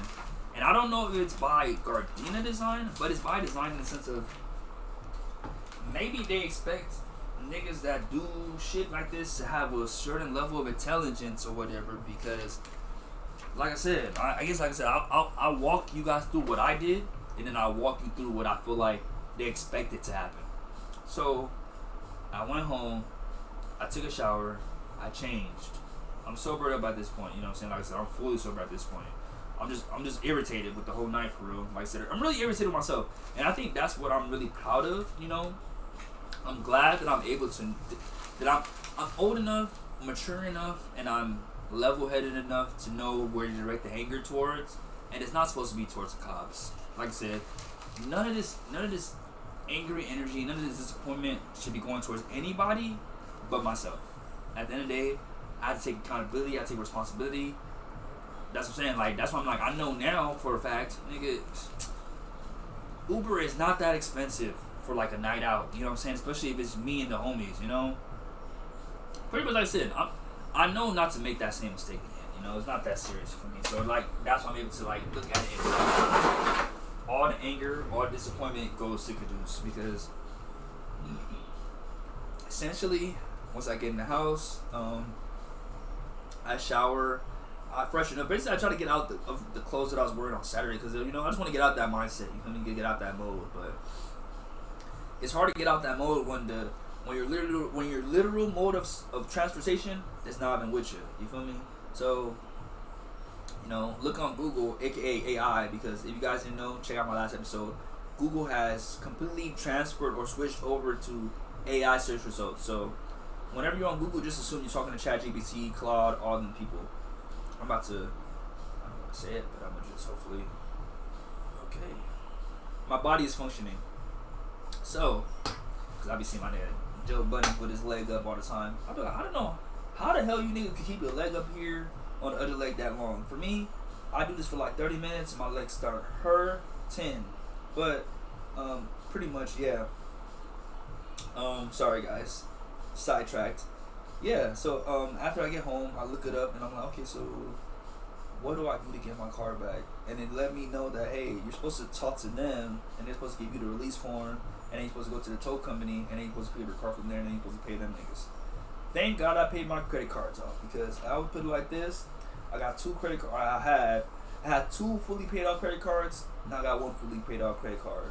$500 limits. You know what I'm saying? Like I said, I gotta be transparent on here because, you know, I just want to teach you guys. You know, because hey, this year is about paying off debt and like literally putting myself in the best financial position that I could possibly be in. That's all I can think about right now, because I feel like with this situation, everything, one common denominator or the common theme that everybody's been telling me about is that it's going to be expensive. And I just feel like I've worked so hard to put myself in a position to be like financially okay for 6 months, that I'm going to keep that same mindset. That even with this new position, even with this new everything, I'm going to keep my mindset of keep 6 months of rent, keep 6 months of emergency funds ready, because it's looking like I'm going to need all that right now. Because, man, boy, nigga, I'm talking about, you feel me? Because pretty much I was like, okay, so now that I know I need to go back to the Gardena and I need to go back to the US, so how am I going to go about getting there? You know what I'm saying? I'm gonna make my way there type shit. So essentially, I was, you know, like I said, I don't know. It had to have been after, I guess, the fact of me changing and getting ready, because essentially I'm in the front yard of my house. Like I said, for the listeners, I'm holding my paper of my temporary driver's license. Basically, I'm holding my whole arrest situation in the paper. I'm holding that, and I'm in the front of the house, and I'm like walking back and forth trying to figure out, like, okay, like I guess I'm just have to Uber both places. And then, you know, like I said, I get emotional, and that's what I'm saying. Like, it sucks because I feel like as guys, I feel like as guys, we should be way more in tune with our emotions, but it's just society. It's just society, because, like I said, I'm just so grateful because, man, even in a situation like that where I'm like I said, I feel like I'm taking every L in the book. I'm just going out so sad. God just finds a way to just, show himself and just to like bless me in a sense, because like I said, I couldn't ask for better parents, you know what I'm saying? I couldn't ask for a more down to earth mom, a more understanding mom, or I guess you could say a mom that just truly knows me and knows her son, I feel like there's situations where kids do illegal shit and then their parents are like, my son would never do that, and I feel like they don't know that their son would actually do that. Whereas I feel like my mom in this situation, not even to be on some like cocky shit, I just feel like she could probably say like, nah, like this situation, I think that's why she kind of like was like, okay, I'm gonna hear you out, because when it came to, I don't know, I haven't told you guys a story about how I got caught landscaping yet. Maybe that's a story for another time. But essentially, with that situation, she was not fucking with me, and I feel like that was a situation where she was like, what you're presenting me, Caduce, isn't what you really are. I know you're a landscaper, nigga. Like, stop playing in my face. Like, that was my mom's energy. I know you be landscaping in this house. Stop playing in my face. And I was still playing in her face. And that's what I'm saying. Between me and y'all, that was the last time I ever played in my mom's face. Dead homies. What? That was the last time I ever played in my mom's face. Because when I say, like, the degree is the only reason why I'm out of that situation. I'd still be in that shit if I didn't graduate. Dead homies. But essentially, I'm at the crib, you know what I'm saying? I'm not gonna mention any incidentals, but my mom is up at the same time as me, and she's like, like, what's up, son? And I'm like, Mom, I need a ride to the GPD because I got ASTD'd, arrested, because I think my dad is awake and he's not playing music anymore, so I don't want him to hear it. My dad doesn't know about the situation, y'all. So if he sees this on YouTube, I'm sorry, Dad. I love you. I'm sorry. I apologize. But right now, I'm not gonna let him hear me say it live. He's gonna have to hear it in recording. That's the only way he's gonna hear it. Cause I'm gonna take this. If I can take this to the grave with my pops, I'm taking this to the grave. If my dad don't ever have to find out about this, I'm gonna keep it that way. But essentially, mom comes out and I kind of like, give her a quick rundown, and she's just like, she's sad. She's just sad for me. She's just like, oh, for real. And that's why I felt bad, because I'm like, immediately she started thinking like, damn, like, how could I have let this happen? I'm like, Mom, it's not true.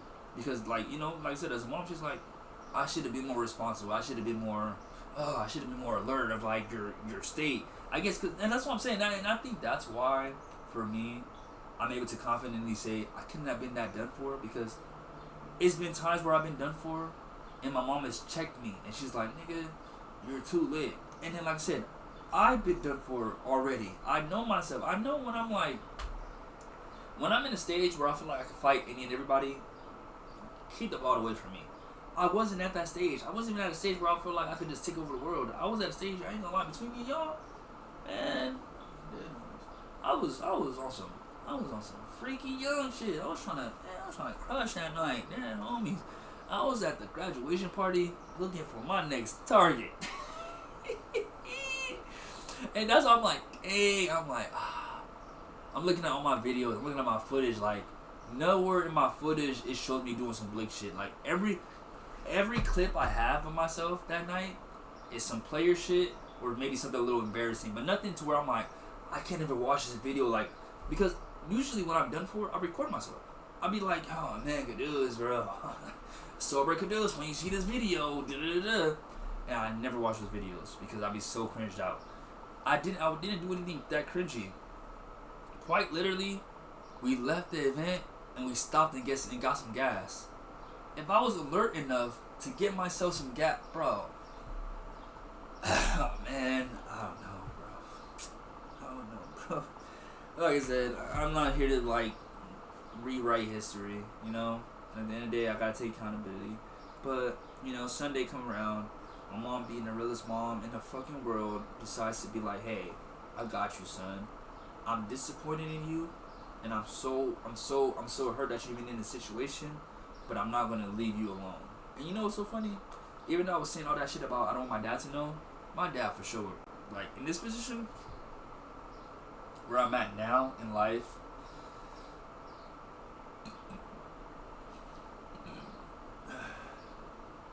I feel like my dad would ride with me.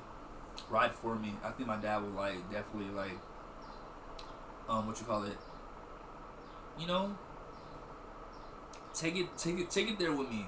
Take it there with me and like really like support me in this situation because I feel like I just been I don't know, bro. That's what I'm saying. I'm not here to like sit here and be like, I've been doing so good, because it's like, if you've been doing so good, then you fuck up one night, it don't change anything, you know. At the end of the day, I think it's just one of those things where I'm just like, I've been being so careful that the one time I get a little lax, I got too lax. But essentially what I'm saying is, I feel like me and my dad are in a better place right now that I feel like he would at least give me the benefit of the doubt. Like I think he wouldn't be on GPD's side. I think he would be on my side in this situation. He would have been like, you know what? Nah, I think my son, like, I think y'all just was like overdoing it and shit. Like, I think y'all was overly trying to catch somebody. Even that's what I'm saying. That's what my nigga Devin said. Y'all was overly trying to catch somebody. He was an eyewitness, so. And that's how I know. That's how I know it's a serious situation because normally, the last few times I've been pulled over, I do a little selfie record video. That's how I know them niggas was on it because I didn't even get a chance to record myself, you know. And then overall, I was just on the thing. I'm almost feeling good. Malik, come on. It's fine. I got you. What's wrong with this boy, man?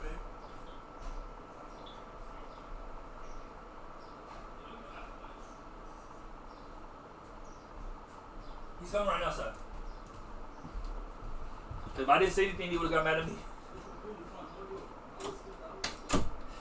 But yeah, had to let Malik know the real. Cause I'm like, hey, I'm not trying to be on you, but I'm like, if my dad, cause y'all probably not gonna get to hear it, but my dad was asking Malik for something or asking him to bring something, and Malik wasn't doing it at the time, and I'm like, hey, if I'm able to be in earshot of him calling you, and I don't say anything to you, we both gonna get in trouble. After this story that I'm saying right now, I don't need no extra trouble. But yeah. So then yeah. Pretty much like I said. But like I was saying, that's what I finished off of. Pretty much saying I feel like I'm so worried about what he would think, but I think we're in a good place right now to where I think he'd be more understanding, essentially, you know? But that's not either here or there. What's really happened though was that, you know, my mom came through and she was like, you know what, okay.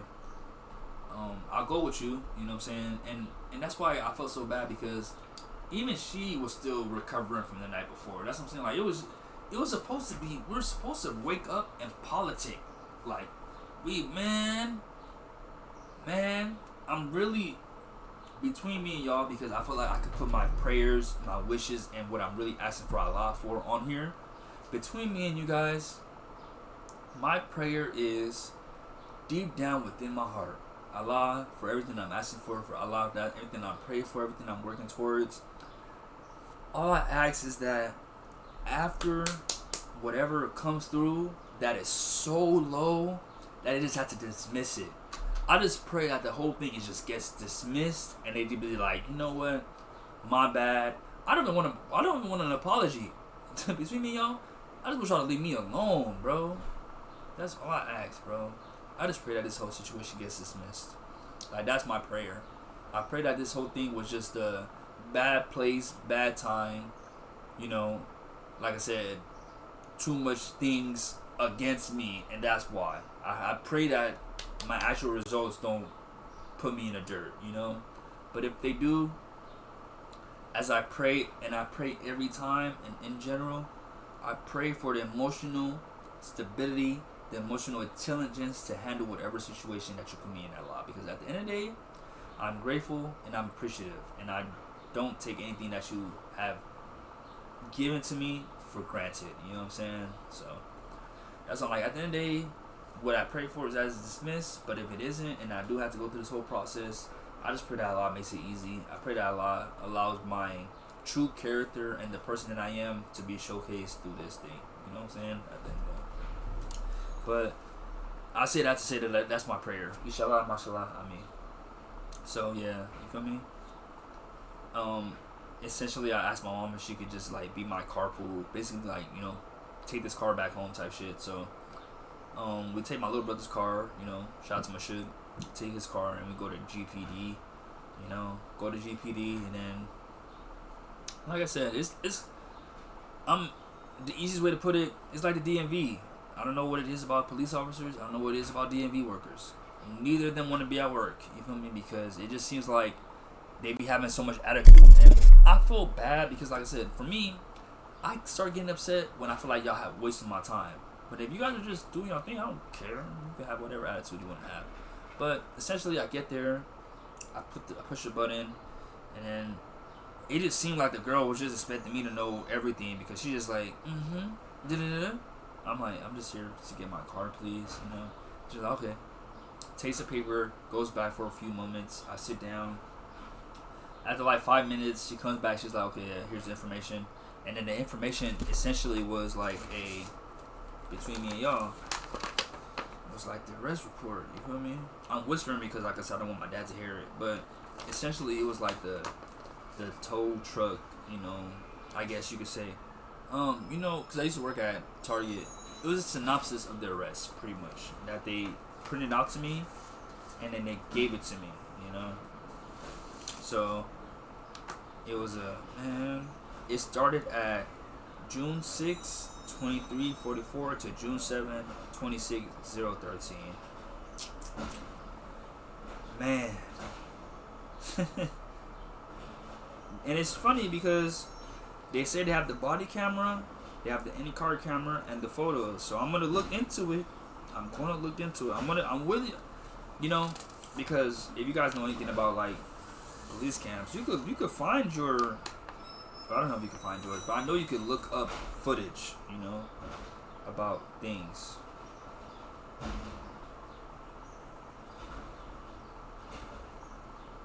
So yeah.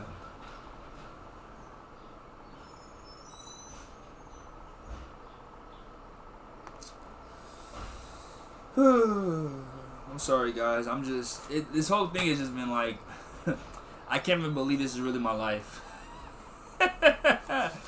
I'm just like, damn, K-Stacks, bro, you better than this, bro. You better than this. I feel like, and that's why I wanted to give a big shout out to Nua, because he keeps telling me, this doesn't define you, and it's like, it's hard, bro. It's hard to not think like you're tainted. You know what I'm saying? Like, you know when the white people be like, oh, this white girl done fuck with a black nigga, so she's tainted? That's how I feel. I feel like since I've been in there, I've been tainted, bro. Like, I feel like, whereas before I was able to like kind of like be able to be like, oh, I'm not one thing. Now that I've been there, I feel like I'm forever marked, bro. Like once I won that cell, I was like, it's like they fucking branded me and shit. Like I just feel like on my head, like on top of my head, it walks around like I've been arrested before. Like there's a sign that says that. That's just really how I feel, bro.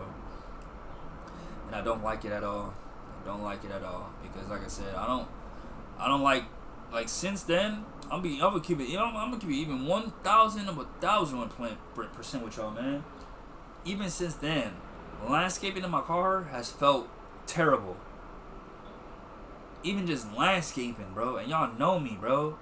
I'm a landscaper. So like, just even doing that just been feeling like, man, let me wash my nails. Let me wash my back. Let me make sure nobody's sirens is. Because it's like, damn, nigga. Y'all do the most and y'all say the most, bro. Talking about some, he was trying to pull me over, but he didn't yield. So now you're trying to make it seem like I was trying to run. The moment I see the lights, bah humbug. Back to the main story, and like I said, that's just how I feel. I'm sorry. I gotta just keep it a beam. But back to the main story at hand. My mom takes me there. The lady that works at the DMV, that also works at the, you know, GPD, also works there. She gives me my information. I go to US Tow, shout out to them. And like I said, I gotta even shout out to them because at the end of the day, you guys are just doing your job. And it's big shout out to GPD. You know, even though it's fuck y'all doing your job too. You know, it is what it is. I just hope y'all recognize his face and just know that, like, leave that nigga alone. You know what I mean? From henceforward. But essentially, I go to US Tow, and unbeknownst to me, I didn't know there was an entrance area that I was supposed to walk into, or there was a reception area that they really handle everything at. So I just seen my baby, and I was like, I'm about to go get my baby. I told you guys my breathing.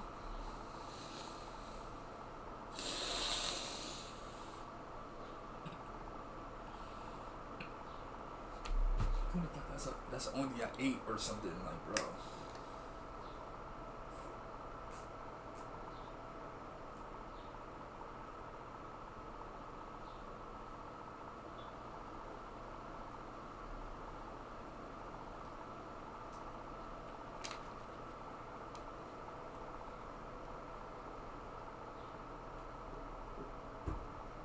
Sorry, guys.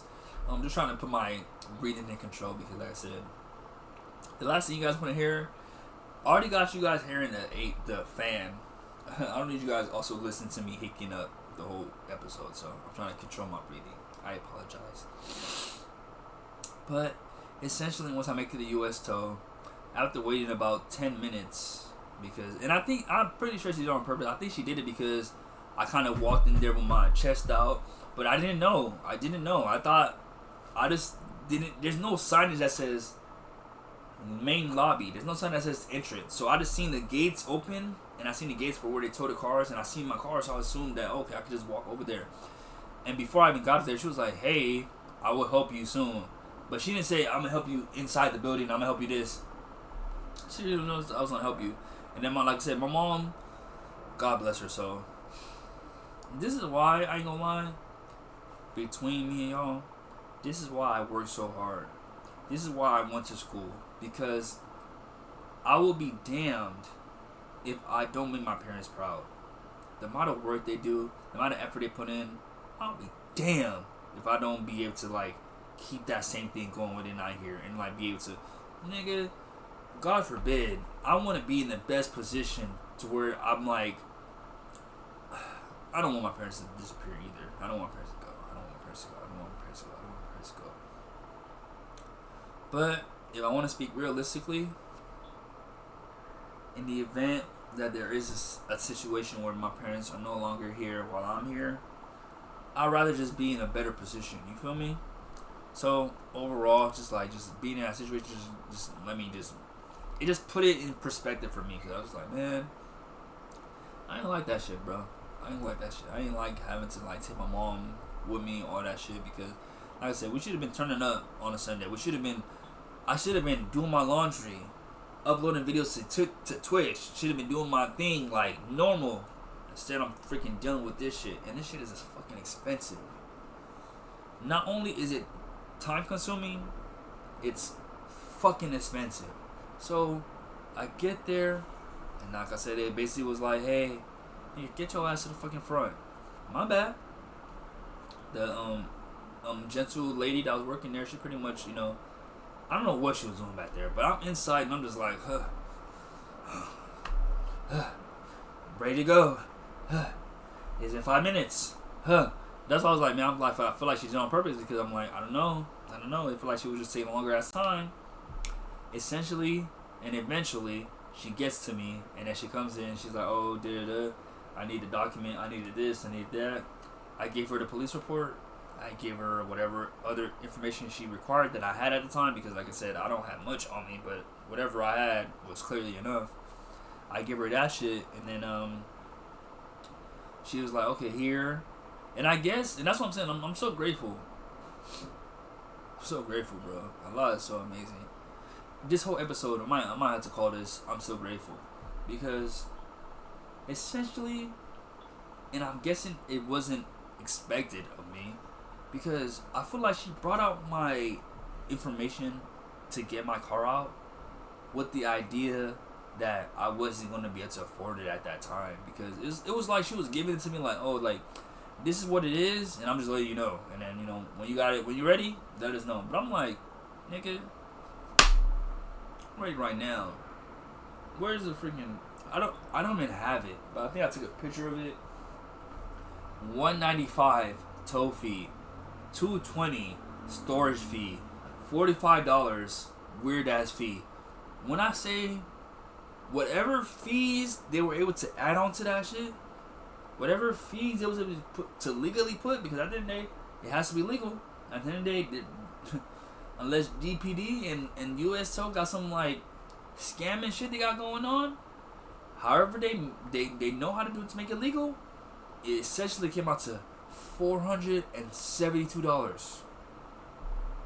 And like I said, nigga, it would be a damn shame for me to wear this fucking chain that says K-Stacks and not be able to afford under $500 for my car, for Blue Lightning. If I wasn't able to do that for her, nigga, I'm taking off this K-Stack shit. I'm never wearing that shit again. Yeah, homies. I am 26 years old. I am in a different mindset. I am in a different ballpark. I am in a different mind state. Nigga, this is not for kids. I'ma just keep it 100. This episode is not for kids, bro. If you're not 21 and older, don't watch this episode. This is for the real adults. I'm gonna keep it a soul 1,000, bro. I never got this personal on here, bro. I never got this real on here, bro. But I have to because I just think niggas don't really... I don't think niggas really hearing me for real. You know what I'm saying? I wouldn't be able to wear this fucking chain if I wasn't able to handle my fucking responsibilities of paying $472 fucking dollars to get my fucking car out. And I'm saying that amount because I feel like they were expecting me not to be able to afford that bitch. Blood. I hate that I put my address on there. I got this letter because they assumed I couldn't afford that shit. I got this ever since Sunday. Every letter that I've gotten in relation to this situation has been as if I couldn't get my whip back. And I'm so confused. And I'm like, what made you guys think that I wouldn't have the ability to do that shit? But then again, I guess I am in a different perspective. I guess I am in a privileged position to being able to say that I have two little brothers. I have two parents in my lifestyle. I have two little brothers. I have two parents in my lifestyle. I have two parents that are both driving. I have a sibling that is driving. So we have multiple whips. I guess I have to cut back on my privilege. I guess I have to acknowledge my privilege because in reality it is. I am very privileged to be in a position where I could do that because in reality, I guess he assumed my bitch was still being pounded. I guess they assumed my...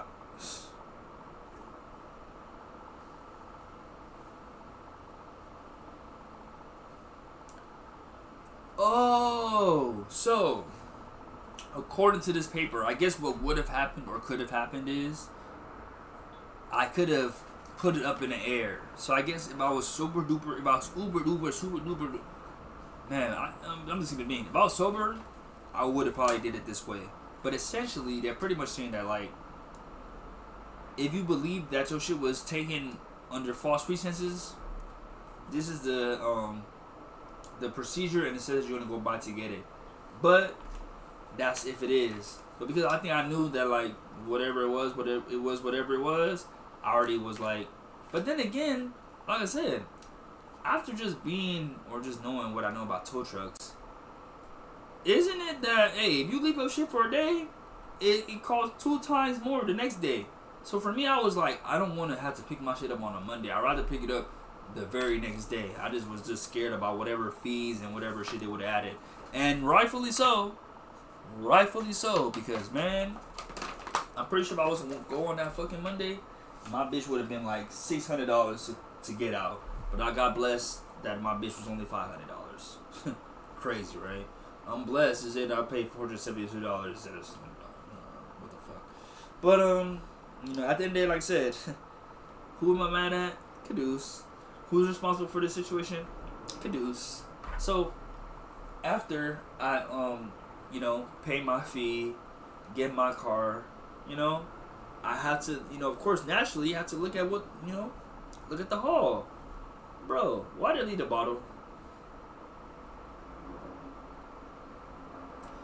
I don't know what I expected them to do with it, but I guess I just assumed that they would, like, pour it out or confiscate it or something.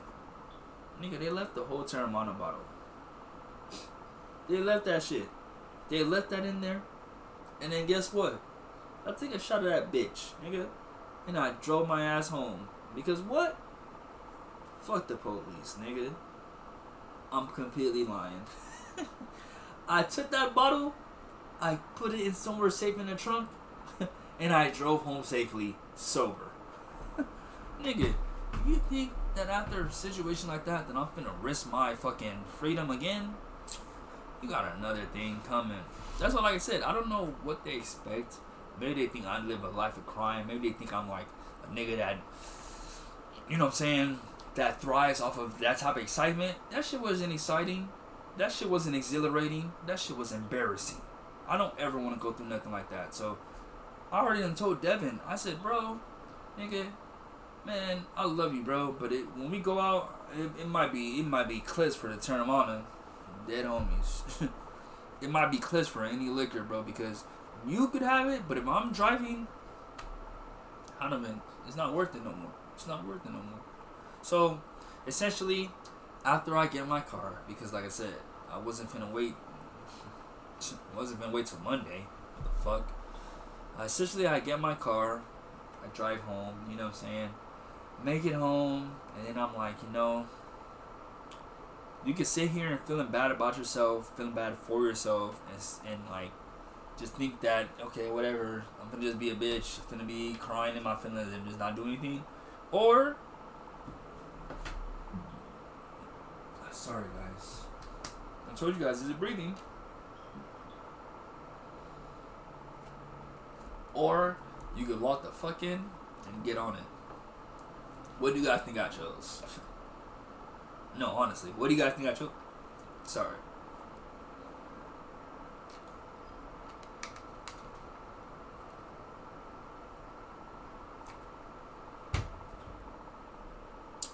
Only people I apologize to, those that deserve it, my family, and my audience, because I just be feeling bad. But nah, if you chose anything other than, what you call it, damn, I forgot. I don't know how. It just literally left my brain. Okay, I'm sorry. Essentially, though, I was saying pretty much. What was I saying? Fuck. But what I was saying before I forgot what I was originally saying was that I only apologize to you guys because I feel bad for like having hiccups and stuff like that. But I was pretty much going to say, like, what do you guys think I chose? You guys think I chose that in my car stay or get in my car? You know I chose to get in my car. And then, you know, like I said, drove home. Oh, that's what I was saying. If you guys think, what do you guys think I chose? You think I chose still staying in the moment or starting my Sunday? I think I started my Sunday, nigga. Uploaded my videos to my YouTube channel. Did my laundry. You feel me? Didn't waste no time.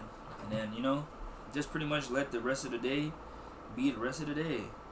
Okay, guys, we got a message. Hold on, my little brother. When my little brother texts me on Instagram, that's I have to listen. 5 chats?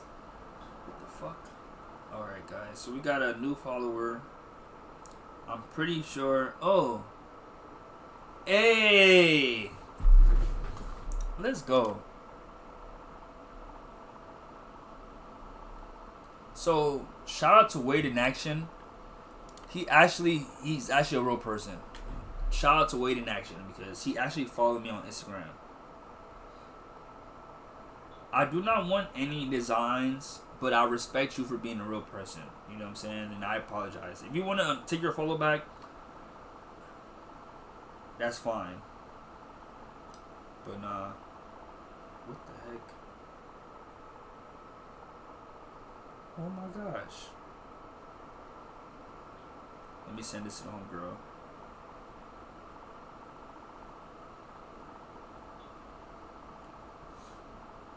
So yeah.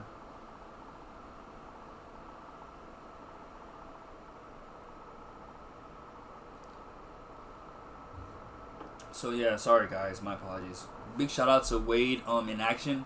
If you guys need any art, if you guys need anything, any designs made, please reach out to him. As you can see, he's a real person, and I say he's a real person because he actually follow me on Instagram. Niggas do not be trying to follow me when they be trying to ask for my Discord. So he seems like a real person. Yeah, I ain't gonna lie, this nigga for sure is real. But that's not neither here or there. The main story is at hand.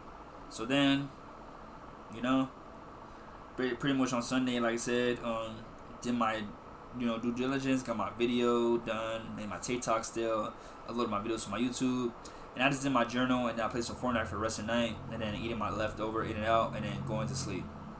So now Monday, man, after the week I had, I was just trying to get far from it as soon as possible. So I had woken up and got it ready to go to the gym with the homies, but I remembered that I had an interview on Monday. So I had an interview set for 11 o'clock. So essentially, I was like, I could go to the gym with the homies, but I know if I go to the gym with these niggas, that's going to be 1 hour. And pretty much, I just knew me prioritizing going to the gym with them instead of prioritizing the time for interview would be an issue. And there goes the irony in my day, right? Because I decided, I said, hey, I want to prioritize getting to the interview on time. But the issue I had was I didn't really set up a plan for real, because I needed to print out my resumes, and that's really it. I just need to print out my resume, and then I just need to go to the interview. But this Monday, a lot was kind of going on in my car. My tire was issued, and then like I said, I didn't have a printout on my resume, and my computer at home, printer is not working. So I was like, oh man, let's figure out how I'm gonna do this. So for some reason, I guess the bad choices were still carrying on from Saturday, because on Monday I decided to go to CVS. Why? I think, honestly speaking, I think it was just a distance thing, and I just thought this is the closest place. It has the ability to do what's required of me. I should be good here. I get in my whip. Mind you, like I said, I was ready for the gym, so I had my gym clothes on, but I said, hey, it's too early for the gym, or not even that it's too early for the gym. Me going to the gym is going to affect my later day. So I said, let me just focus on going to go get my my car serviced and my resumes. So I went to go get my tire fixed. I ended up finding out there was a hole in my tire. Whoop-de-doo. It's not the first time I had a hole in my tire. I'm a grown ass man. Just take care of my car. Put a patch in there. And that too. Always get the patch first. If they tell you there's a hole in your tire, do not automatically go to getting a replacement, because you might be able to, get a couple weeks off of just driving with the patch. So always go for the patch. I always recommend the patch. I'm being 100. So I decided to get the patch for my car and my wheel.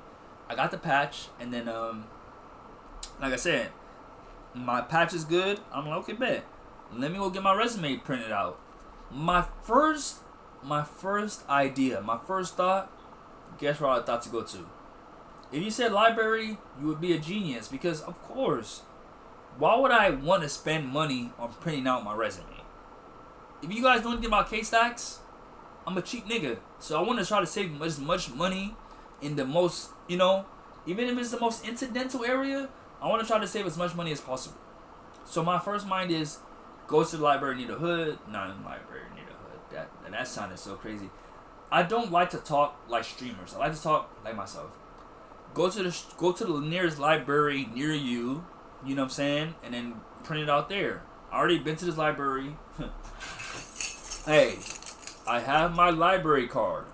There's no cap in my rap. I'm really out here. So after essentially, picking out the library I was gonna go to, I pulled up over there. But between me and y'all, I'm gonna keep it a whole 1,000. I'm gonna keep it a whole stack. I knew that this library in particular opened at 10, but I just assumed that it was a one-day thing. So prior, I don't know if they had to. There's no way this library was opening at 10 a.m. always, because I wake up, most y'all know me, I wake up at 4 a.m. There's no way a library is gonna be open at 10 and that I'm going to, cause I'm up at 4, so whatever's open at 8, that's where I'm really at. You know what I'm saying? So I get to the library. Shout out to the nearest library near me, but if I see the nearest library near me, that's gonna literally dox me. So I'm not gonna shout them out by name. I'm gonna shout them out by distance to my house. You know what I'm saying? So that way they know who I'm talking about.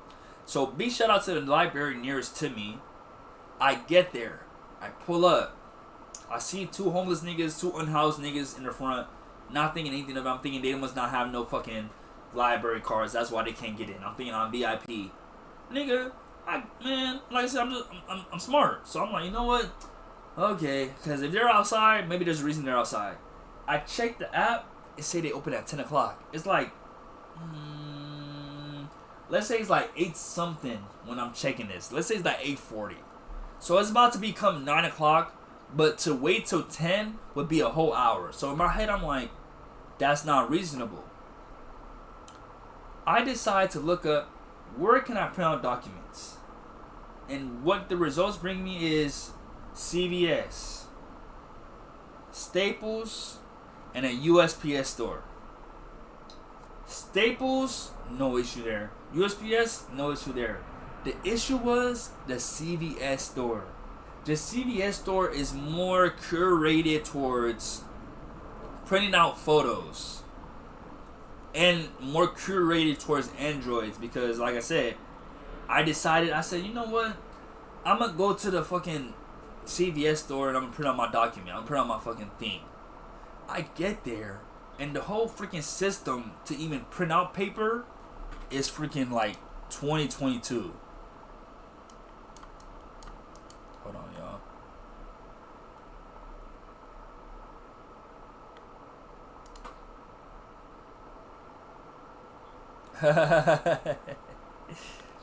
My nigga Wade. Goldfish memory. I'm crying. Yeah, I'm sorry, Wade. It's not towards you, brother. It's just in general. I have just been scarred by the chat, and I've been scarred by Twitch. So whenever I see people in my chat, I don't even take y'all seriously. So when you actually went as far as to follow me on Instagram and then DM me, it gave that you was a real person. So that's why I was like, you know.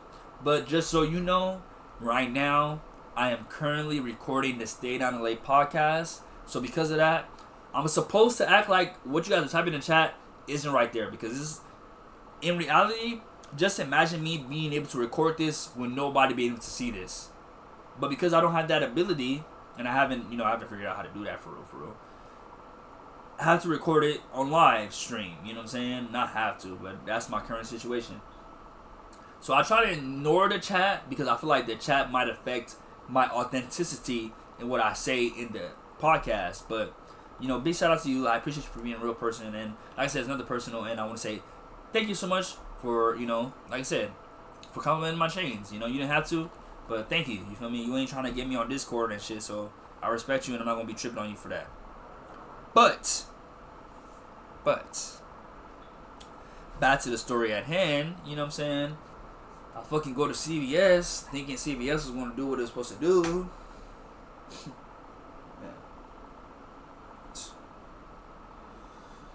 I keep looking back because I'm just like, I could have easily avoided this, you know what I'm saying? I fucking go to CVS, I get there, and I'm like, okay, let me try to walk around real quick because I'm like, where's the printing area? I knew it was going to be at the front, but I was like, let me try to be nice. I get in there, I go talk to somebody in the fucking pharmacy line. They're like, oh, I'm in line. I'm like, bro, nigga, I am not trying to cut you, gang. You over here uber passionate about your position in line. You got it, fool. I just want to know where the fuck I can print out some documents. So when I say that, I eventually find...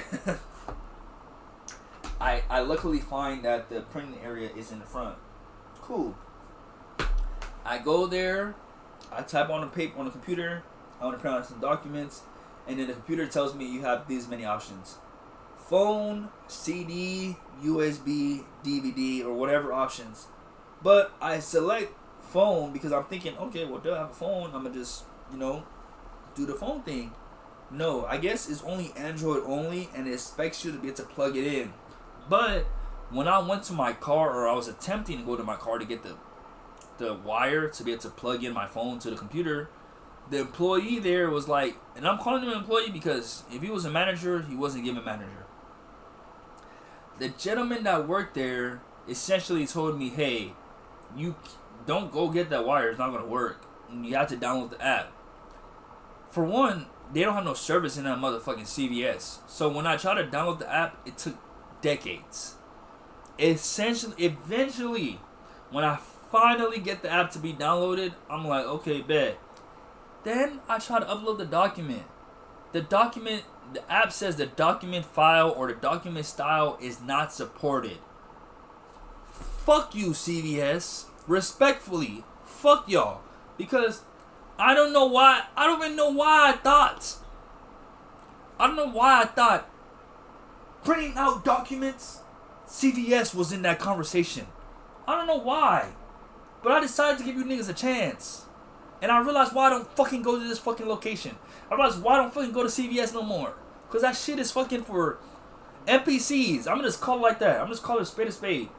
CVS for NPCs. Because anybody that's actively playing is not going to be able to have the patience for there. But for the people that's NPCs, that's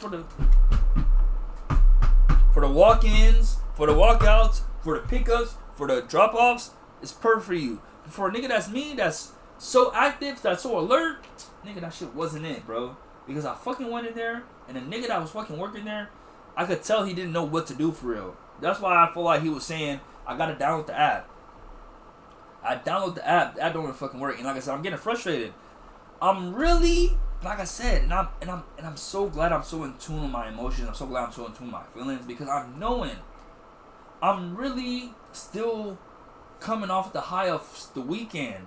Everything that's bothering me or that's giving me so, because I'm so quick to anger because of the weekend that I had. It's not even nothing. It's not CVS. CVS didn't do nothing to me. You feel me? No. But it's because I did something to myself that I know I shouldn't have been did to myself, so I'm just taking down everything. So, after, I pretty much was like, okay, cool. CVS is clearly not the place to be at for something like this. Smell good.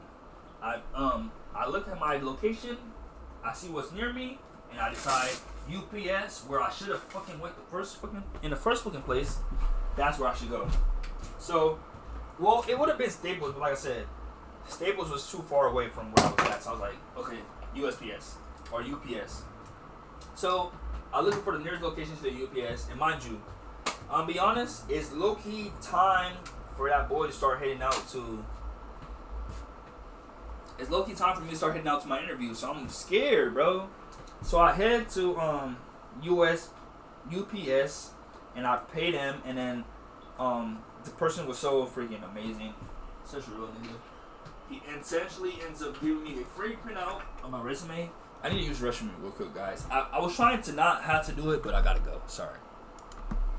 I'm gonna mute the mic real quick.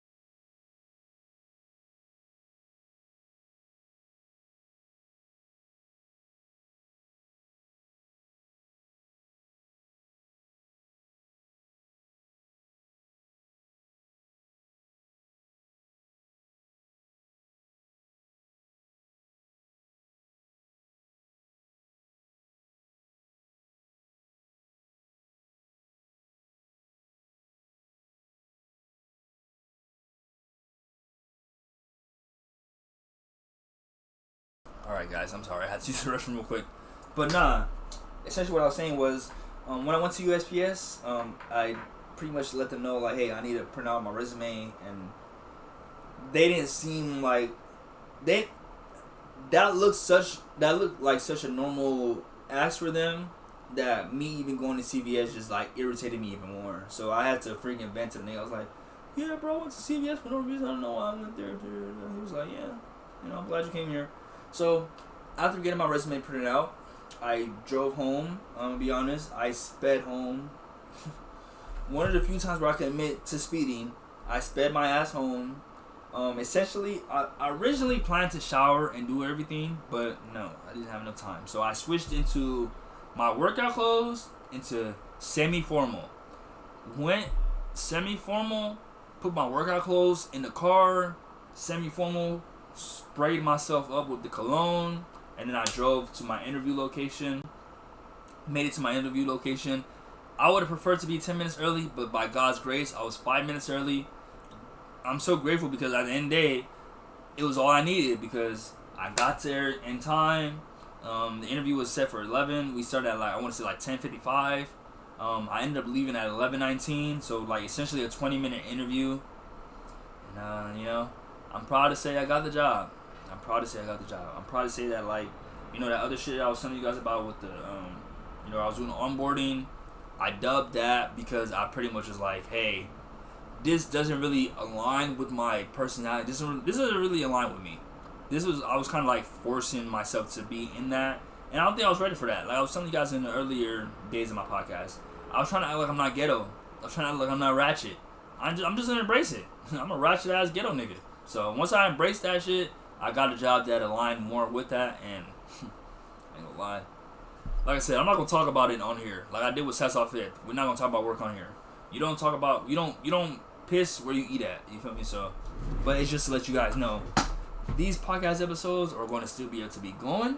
They're going to still be able to be dropped because hey, your boy got some work, and by God's grace, I will be starting next week Wednesday. You feel me?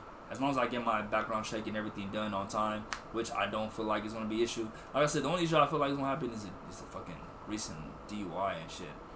And I'm just praying that they don't look at me different because of that shit. But like I said, I already put in my information for the background check. Hopefully the background check comes back before the fucking DUI and shit. I'm really hoping, bro. I really like the irony to this, because this what would happen if that was affected. It would be so brazy, right? If I said no to one position because I was so much more infatuated with another one, but just to be fucked up or to get fucked over by my own mistakes, you know what I'm saying, my own irresponsibility, you know what I'm saying. So I'm not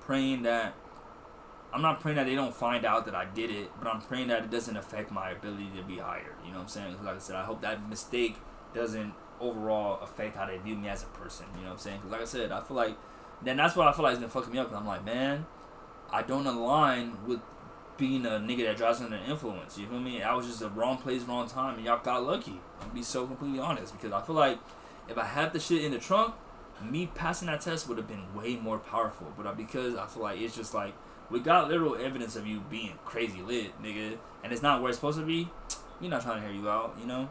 But I feel like I was in a position where I could have been more heard out. It would have went in my favor. So that's all. I just been praying. I just been hoping, you know. Because like I said, on Monday, the interview itself was amazing. Me and the recruiter, you know what I'm saying, we really hit it off. It was like a smooth transition, smooth transaction, smooth conversation. I pretty much left there and then went home and just was pretty much playing the game, you know what I'm saying? So then, yeah. So after I pretty much finish, the interview, I head back home and I'm like, okay, it's time for me to go to the gym. So I go to the workout area that me and the homies been fucking with. Went to this workout area that me and the homies been fucking with. And then pretty much, yeah, I just did my workout that I would have did early in the day. And I decided to do 3 miles because I told you guys earlier in the episode I would have ran 3 miles at Holders Fit, but I was like, they decided to walk, so I was like, no, I'll just walk. So I just went 3 miles around myself, you know what I'm saying, did my own thing. And then I was about to landscape, but I was missing some, I was missing a part of my setup. I'll just put it like that. So I was like, okay, bet. I'm gonna just go to the nearest, shop near me and shit, nearest landscape shop to get that shit. And I guess when I went there, and unbeknownst to me, the shop that I assumed was there was not there. You feel me? Because on me, I pretty much was there, and then it was closed that day or whatever, closed in general. So after I realized that, I was like, okay, bet, fuck it. Let me just go to another one. But when I went to another one, that was a freaking traffic incident. So the whole street was blocked off. So I had to take another way around to go around to the area that I went to. But eventually I make it to the landscaping store. pick up what I need to pick up, and then I was like, you know what? The last gaming store happened to be in the same parking lot vicinity of Flaming Pasta, and I was like, you know what? I want some pasta. So I got some Flaming Pasta, and then, I got the linguine, onions, and spinach, onion. So the type of pasta I got was linguine. The type of vegetables I got was onions and spinach. The type of protein that I got was chicken sausage and shrimp. And then the sauce that I got was the pink sauce, which is marinara and white sauce mixed together. And then, of course, I had to get it to the spicy level because if it's not hot, I don't want it. But now I know I'm going to get the extra hot because the spicy level I don't even taste it. I really don't know where they put the spice at, but it don't be it don't ever be hot as the way that the little picture says it's going to be. But then, yeah, I pretty much got my flaming pasta. Then I went to the, I went to the house, you feel me? Finished my food, you know what I'm saying? And, yeah. I ate my food, woke up and played some Fortnite, then I ate some more, and I played some GTA before hard night. And then, you feel me, 10 out of 10. So then on Tuesday, I woke up late because I was playing GTA with Malik. I ain't gonna lie, me and Malik been playing GTA all week, and that's with my bro again. But then I got dressed and headed out. Found out that Chester, this workout area that me and the homies was going to, is officially burnt out. Thanks to me.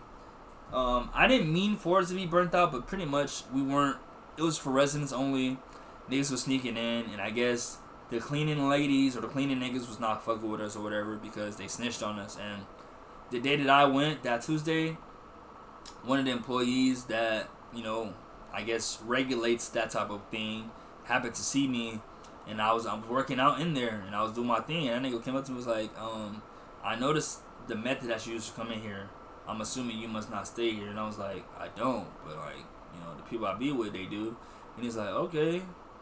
And the homies was laughing at me. They're like, bro, you should have left. And I'm like, nigga, between me and y'all, I'm not thinking I'm doing anything wrong. For me, I'm going to be honest, and that's what I'm saying. I'm not trying to promote any doing illegal shit. But if I know I'm in the wrong, and I know that somebody that ensures, or that somebody that, maintains the order is there, I don't argue. They're homies. I do not argue. Boy, what? If I knew that in that situation the best course of action was to leave, I would have fucking left. But I genuinely thought that, hey, we have a right to be here. Like, you know what I'm saying? One of y'all knows somebody that knows somebody, we good. So I continue my workout. I'm not going to say I finished my workout. I continue my workout. The homie Drew pull up. Shout out to my nigga Drew. And we continue it on, doing our thing. Essentially, while Drew is there, the nigga that pressed me pretty much comes back and is like, hey. So as I told this nigga earlier, this time around I'm not speaking. I'm like, hey, Drew, because you guys was here before me. You got it, right? So he on some shit where he's like, I'm not saying nothing. He's just like, so yeah, I told this nigga earlier, you know what I'm saying? Like, yeah. I seen the way you guys was coming in here. Just so you guys know, this gym is residents only. So, who do you guys know pretty much? Because if not, based on what he did, that could be considered trespassing. And when he said trespassing, I already knew it was burned. I already knew it was cooked. Because I'm like, anytime a nigga says, it's like when someone says the trigger words. It's like when someone says the trigger words, you know that they're basically putting up a case against you. They're pretty much putting themselves in a position that, like, hey, if the police come through, all I gotta tell them is that your ass was trespassing and that they gonna, hear me out. So once he said that, and like I said, Drew, clearly, you know what I'm saying, between me and y'all, we ain't have no real argument to be there. I said, alright, so we out of here then. We out of here. So we left. So then after we left, me and, but that's what I'm saying, that's what I ended up finding out that time. But essentially, what ends up happening is, this time around, me and the homies, we end up going back to our original location. But I basically, because it was supposed to be cordial, I basically let them know, hey, you guys don't need to buy some mats then, because that's really all we need. That's one thing that Chester for sure had. So after that, we just pretty much do a mixture of core and upper body. It was a really awkward workout, I ain't gonna lie. Probably the worst workout to date, and I'm saying that because there was just no direction, you know what I'm saying? But after that, my nigga Biggs was like, hey, niggas trying to get some burritos, and I was like, burrito from where? He was like, oh, sorry guys, hiccup. And he was like, oh, there's a place called Benny's Tacos and Rotisserie Chicken. They got some fire ass burritos, bread burritos. Let's slide on them. So I was like, over. If you guys know anything about me, I love a good breakfast burrito. So I was like, hey, say less. I get there. Biggs was there first. Honcho showed up a little bit after me, but then I was there. I was there second, but my stomach was suffering from the flaming pasta. So I'm gonna just keep it a bean. I'm gonna just keep it a whole buck. I'm pretty sure Flaming Pasta had given me the runs this week. I don't want to say the runs, but it was flying through my system. I don't know what they put in their food, but I know I was digesting that shit the next day. Because, boy, after the workout on Tuesday, man, as soon as I got to the fucking Benny's Tacos, I had to use the restroom. And I already did my research on Benny's Tacos. They don't have no public restroom. And we were across the street from a park. So I'm like, okay, bet, I could just go to one of these buildings. Nigga, why the only available restroom at this park was the restroom at the pool area? And why the restroom at the pool area was the fucking dirtiest thing in the fucking world, bro? No toilet seat covers. That was really all they had. Other than that, it was just dirty. It was just dirty. But when I seen that, I was utterly disgusted. And like I said, I had to do number 2. So at first, I just busted a squat, but then I realized that, hey, if they have tissue, I could use the tissue as the toilet seat cover. And I'm not proud to say that I did it, but I did it. I used it as much tissue as I could to ensure that my butt and the actual seat weren't touching each other. Did what I need to do. Then I went back across the street. So mind you, I'm saying to say that I've already been wasting time. I've already did a little bit. I done flushed out my system. I'm ready to order. I get there and I already know what I wanted. I get there and I said I want the steak and egg. The homie Honcho, he ordered right after me. He get the California burrito. No issue there, nothing big. Me and Biggs, we in the parking lot, we landscaping, doing our thing. I noticed, I said, you know what? This has been a good amount of time. Let me go check out my food. When I go in and check, it turns out that Honcho's order is ready, but my order is not ready yet. So I'm confused, because I'm like, I literally ordered before this, brother. And I could have sworn I ordered something more simpler than him. But, unbeknownst to me, I guess whatever order they got going on is whatever order they got going on, because literally, after he got his order, I had to wait another like 6 minutes. I'm saying that because you know you'd be like, oh, I had to wait like 5 minutes, 7 minutes.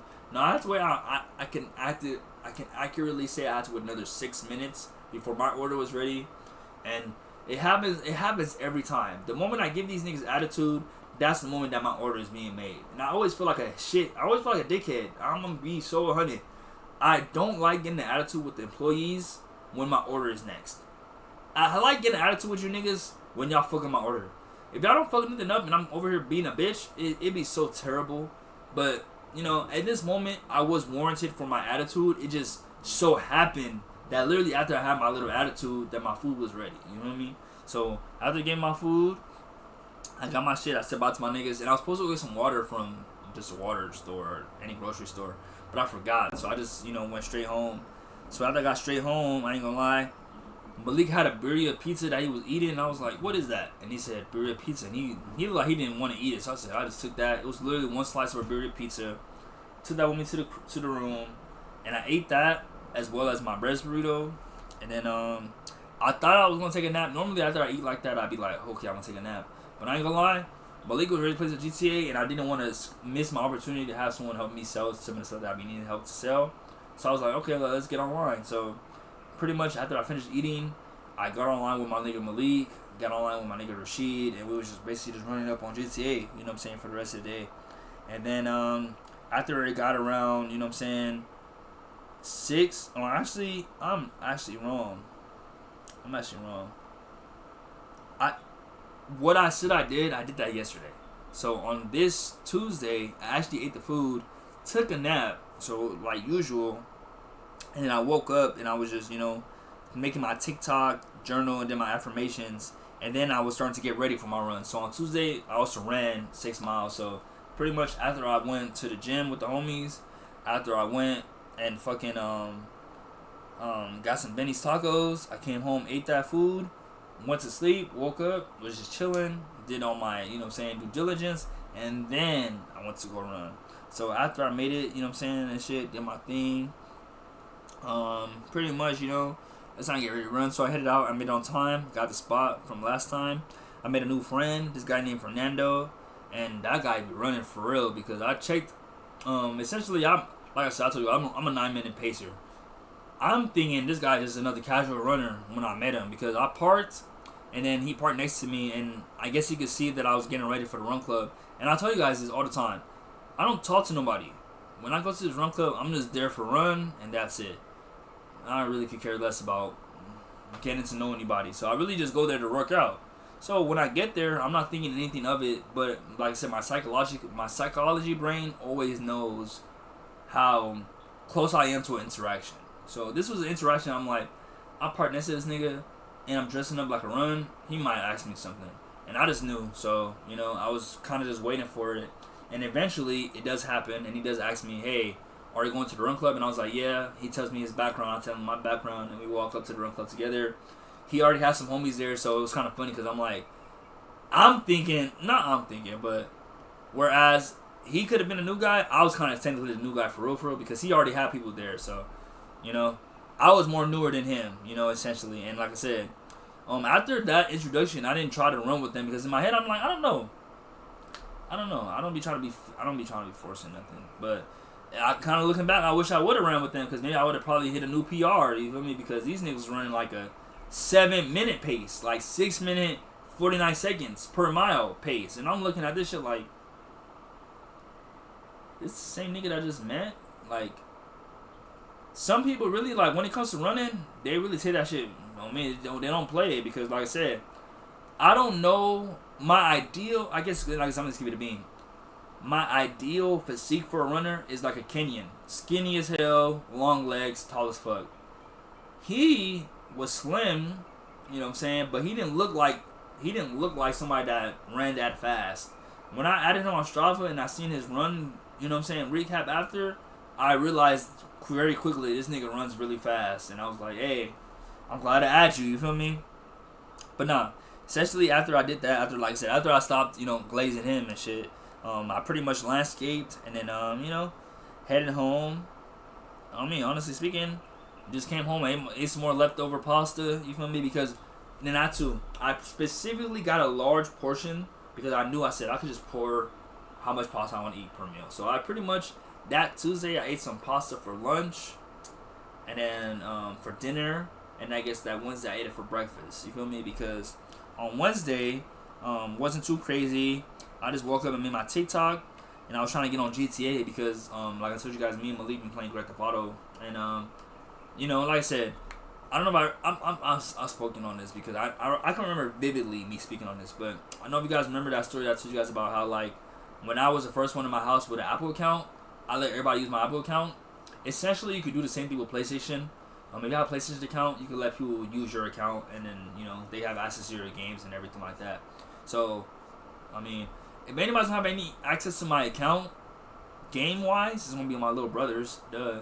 So, Malik has my account on his account and shit, so he's been playing, GTA from my account and stuff. What the freak? But nah, he's been doing, he's been trying to play from my account. And I was like, okay, bet, no issue.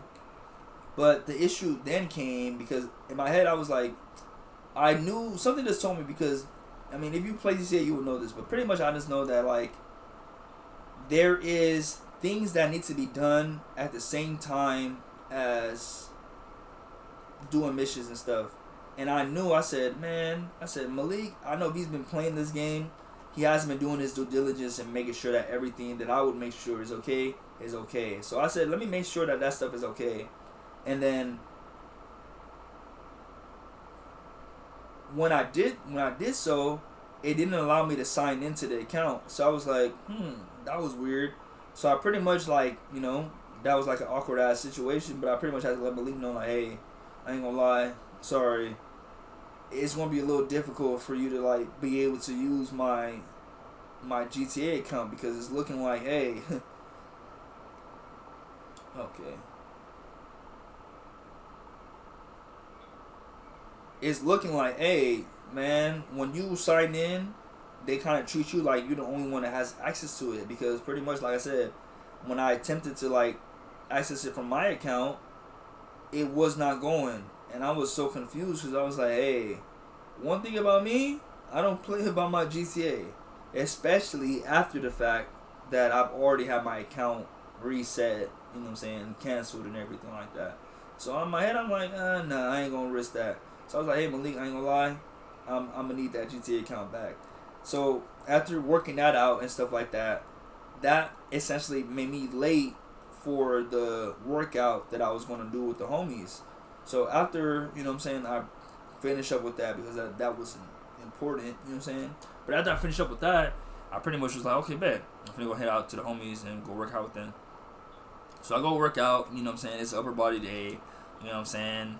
It wasn't nothing crazy, but after landscaping, I was like, you know what, I need my car washed, you know, because like I said, one thing about me, I always like to be on some shit where it's like, let's get rid of the past and focus on the future. So in my head, I guess essentially I was looking like, I viewed it as if I wash my car, it'll be washing away the issues and the problems and the things that I went through this weekend and giving me a clean slate, you know what I'm saying. I don't disagree with that. I still think that was like a good mindset and good like thought process to have, because, you know, like I said, essentially after I finished my workout, I landscaped, headed over to the car wash, had to go get some cash first from Chase, but after I did that, headed to the car wash, got my car washed, and then, you know what I'm saying, I headed home, and I was just at home for the rest of the day. And it was a good day. It was a good Wednesday. It was a great Wednesday. Essentially, I was just chilling because I was waiting for the call back from the job that I had interviewed on Monday, and, you know what I'm saying, spoiler alert, I got the job, you feel me? So, like I said, it should be more of a smile on my face. I'm just scared because I'm just like, I hope they don't see the DUI. Like, I hope when they do my background check, this shit isn't in my system. It isn't in the system yet, because like I said, I don't want to denounce it or be like, oh, like this shouldn't be considered. But I'm like, I don't want that to affect their ability to like ascertain or assess that I'm a good employee. I made a mistake. I genuinely made a mistake. I'm not that thirsty to want to drink and drive, nigga. I would much rather get lit and be a passenger. So that's why for me, I'm like, I really thought it was good. So I just hope that shit don't end up like flagging on their end and it'd be like, oh, we can't hire you because of that, because that would really suck. I would take it like a man, and I would understand, and I would respect their decision, but I really pray they don't. I really pray they don't do that. And I really pray, I really just pray that they dismiss the shit overall. Please dismiss it. Just dismiss the case. That might be today's episode title, because on me, I pray they dismiss the case. I pray they dismiss the case. That's today's episode. Nah, that's too specific. Because I didn't want the title to represent the DUI, but I was about to say, I pray it's dismissed. That's going to be today's episode. I pray it's dismissed. You feel me? Because that's all that really matters, you know?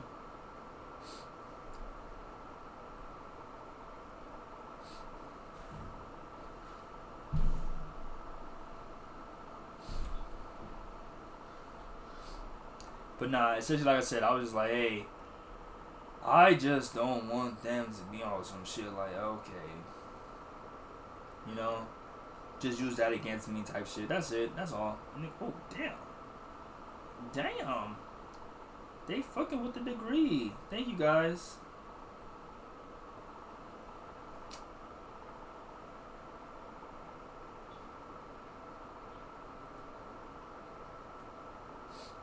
You know? But nah, you know, so pretty much, like I said, yeah. So then after, you feel me? After my workout, came home, you know what I'm saying? Hey, basically was just waiting till Thursday, you know? And I was just pretty much on the game on Wednesday. And then now today is Thursday, you feel me? And today I'm gonna go see Disclosure Day. And Tiani comes back to LA today, so big shout out to Tiani. Big shout out to Tiani. I can't wait to see her. And yeah, so that's really much it for the weekly recap. But as far as movies that I've seen this week, I seen Scary Movie 6. I personally enjoyed it. I'm not going to sit here and give you guys a full rundown or full movie recap of Scary Movie 6 because there was just so much going on in that movie that me trying to remember it would just be a whole bunch of, I think, and it just wouldn't be coherent. So I'm going to just put it like this. I give Scary Movie 6 a 3 out of 5. It was definitely not the best in the franchise. It was definitely not the best even in the last couple of years. Movie-wise, it definitely has a lot of places that they can improve on. The easiest example I could give is The Naked Gun. I feel like they should definitely have watched that movie a little more and seen like the state of parody movies that we're in. I feel like Scary Movie 6 was trying to embody the super duper duper duper duper cheap indie horror or indie parody film I guess vibe, and I just think it didn't work. It worked for me, but it's not gonna work for a greater audience because, like I said, even shout out to my nigga Chris, he's usually, you know what I'm saying, like I said, I feel like he's usually very reasonable movie reviews. He said he did not fuck with Scary Movie 6, and him saying that, I feel like it hurt me to hear that because I feel like I could have easily said that, but I know the power of my opinion. You know what I'm saying? I know the power of my word. When you put out a couple more reviews, they might respect you. But when you put out as much movie reviews as I put out, and as consistently and as concurrently as I do, your opinion matters. You're someone that they could look to and be like, you know what I'm saying? Let me hear this nigga out. I knew for a fact if I came on there with my super duper critical critic mind on Scary Movie 6, it would just, I feel like, turn off the average viewer. And that wasn't my goal. I feel like that's a movie that, if anything, we need to get back to the Scary Movie 6 equation. We need more cheap movies. We need more BS movies like that, so that movie doesn't stand out so much. So it's not so much as an outlier. You know what I mean? It's statistically speaking, the average every 2 movies you get a bullshit movie, every 2 movies you get a good movie, every 2 movies, it wouldn't come off as such a like big deal. But because we haven't done good parodies in a while, let alone a Wayans Bro parody. If you know anything about the Wayans brothers, they go crazy. Knowing that, if they had, I feel like, you know, probably brought it down a little more down to earth and made it a little more understandable for just the average viewer, it would have been, I feel like, a 5 out of 5 for me. But because I feel like it was definitely curated towards their niche audience, and then to even find out, I even find out after the fact that some of the really, I guess you could say, the jokes that really pushed the envelope were even cut off, I was a little disappointed. I'm going to be honest, because I feel like this was the franchise that doesn't hold anything, that doesn't hold back.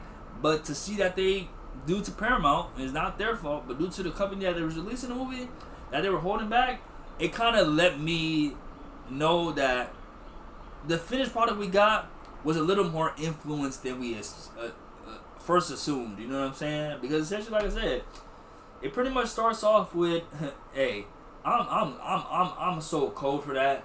I don't do this internet shit, but let me do this internet shit. I'm not finna sit here and break down the movie, but let me break down this movie. It starts off with Tiana Taylor essentially being the main character for a Scream movie, and then she's about to get killed, but she's from the Bronx, so she calls out her peoples, and they come and Scream or Ghostface. And that's why I'm like, I don't know, I feel like that was really dope. Seeing Ghostface get beat up was really nice, like, especially because this nigga be killing niggas. Seeing the nigga that be fucking niggas up, you know what I'm saying, take the L this time around, even if it was just a fake L, was just really interesting. The issue that I guess you could say I had, was the way that they pretty much was like, okay, now Scary Movie is so meta that they have their own fake movies in their own fake movie. So their movie that Tiana Taylor was in was called Horror Film, and then as soon as we get back to real life, now we're Wednesday or Thursday or Tuesday, who's supposed to be a fake version of, you know, Wednesday. And then she gets a call from Ghostface, and she immediately opens the door, and like even Ghostface is surprised. He's like, I wasn't expecting you to open the door that quickly, and he just stabs her. And then we get the opening to the scary movie. So the opening of the movie could have been a little better, but you know what I'm saying, I enjoyed it. It was funny. I laughed. It definitely had some laughs out of me from the start. And then overall, like I said, as a black person in the culture, all the cultural hits were on point. I'm not gay no more. Everything like that, on point. The movie, 10 out of 10 is that in that aspect. Like I said, it's just my critic mind was just a little disappointed because I knew that like, oh man, the average viewer is probably not going to enjoy these jokes or not fuck with them as much as I do or appreciate it as much as I do. And I don't like putting that mindset of like, you don't understand, like, because that's how I really, in reality, that's how I be thinking with Kendrick Lamar. Like, I feel like the reason that I'm able to listen to Kendrick Lamar and not be swayed or be affected by any of the noise or any of the, I guess, opinions that people have about him is because I feel like I truly understand him as an artist, and I feel like I have my own, like I said, understanding of him. So because of that, I don't try to use that mindset and affect other people's opinions or their belief on Kendrick, because I feel like, hey, I might just have a different understanding and respect for this guy than you do. With that, I feel like that's the same thing with Scary Movie, and because of that, when I was giving my movie review, I didn't want to give it like some type of full blown, because like I said, I'm gonna be honest. Critically speaking, that movie wasn't that good. But like I said, it's like, are we going to give Scary Movie the same requirements and the same judgment as we would give, per se, an Obsession? Or we're going to compare Scary Movie to The Naked Gun? And when I'm comparing Scary Movie to The Naked Gun, it's a 5 out of 5. Because like I said, they even had a similar scene where in The Naked Gun, Liam Neeson's character was pretending to be a little kid, and then he takes off the mask, and then he's tall. They did the same thing in this one. Ghostface was pretending to be the girl from the robot girl. The robot girl from Universal, from Blumhouse.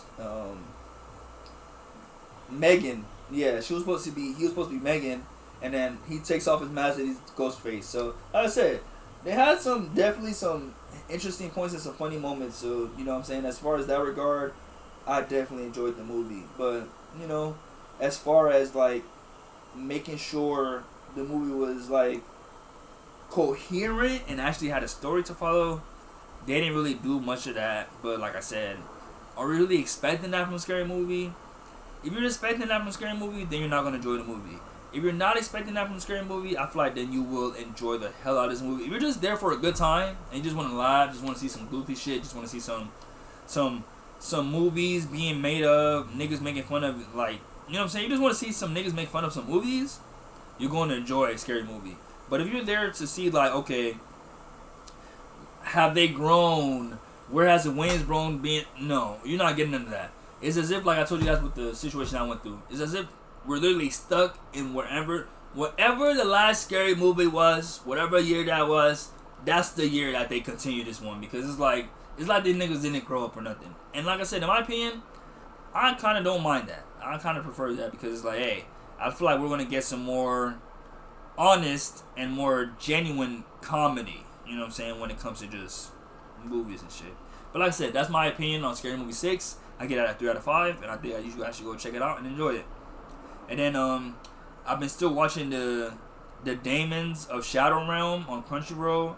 Like I said, I told you guys from the first episode, they freaking killed this nigga's whole family.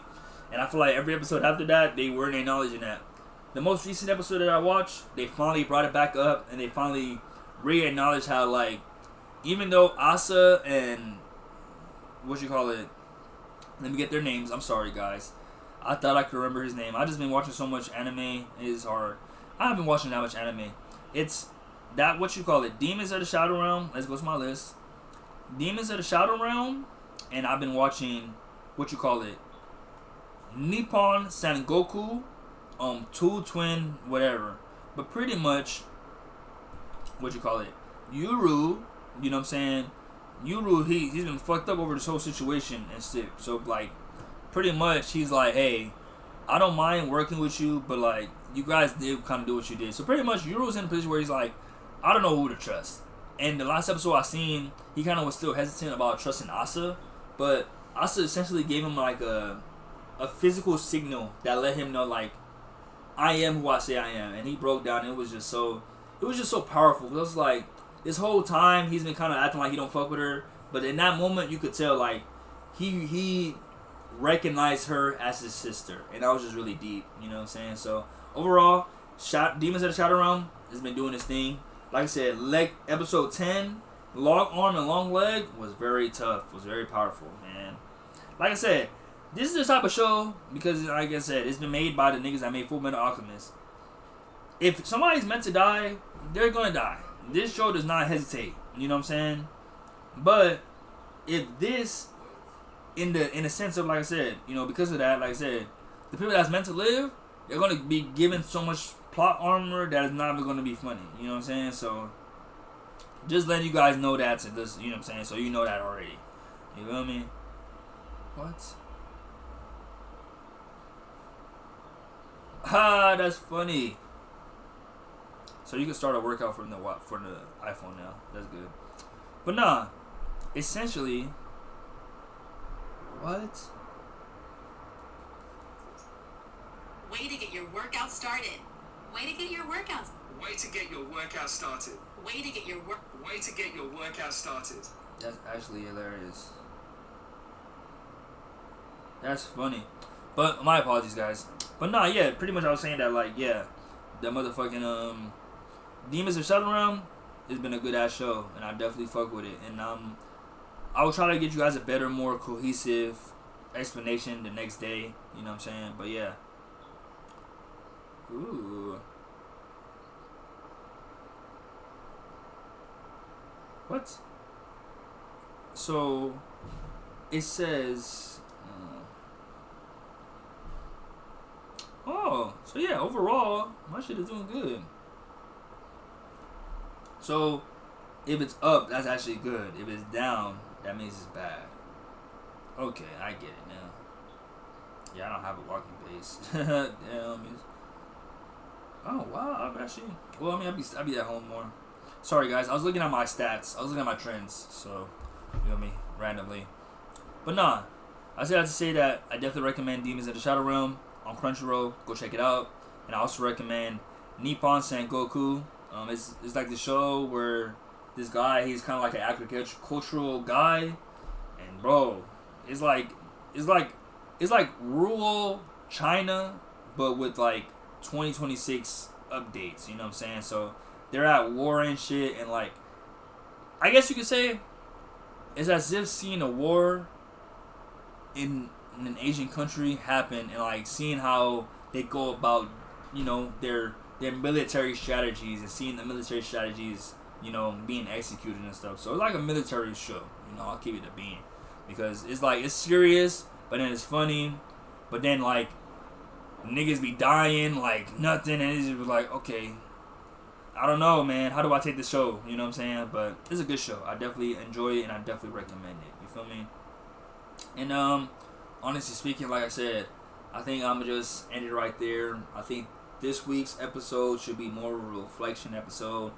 You know, I definitely have some stuff on Twitter and X and Instagram that I can talk about, but you know, I really just want to leave this episode and leave this with you guys with just, hey, just be careful out there. You know, make the right decision, make the right choices, and don't be like me. You know what I'm saying? Don't even risk it. You know, if you know yourself, you know you're confident, you're like, I could drive, I could do it. Just don't do it, man. It's not worth it, because if you get pulled over, them niggas, man, they might catch you they might catch you off guard, bro. And I'm gonna say that. You feel me? So, good morning, good afternoon, good evening, good night. It's your boy K Saxy P. This has been the Stay Down LA Podcast, episode 49. I appreciate each and every one of you guys listening, and I'll see you guys in the next one. I'm out. Peace. And I want to say thank you guys for listening. Like I said, I don't take this for granted. I love y'all. I'm out of here.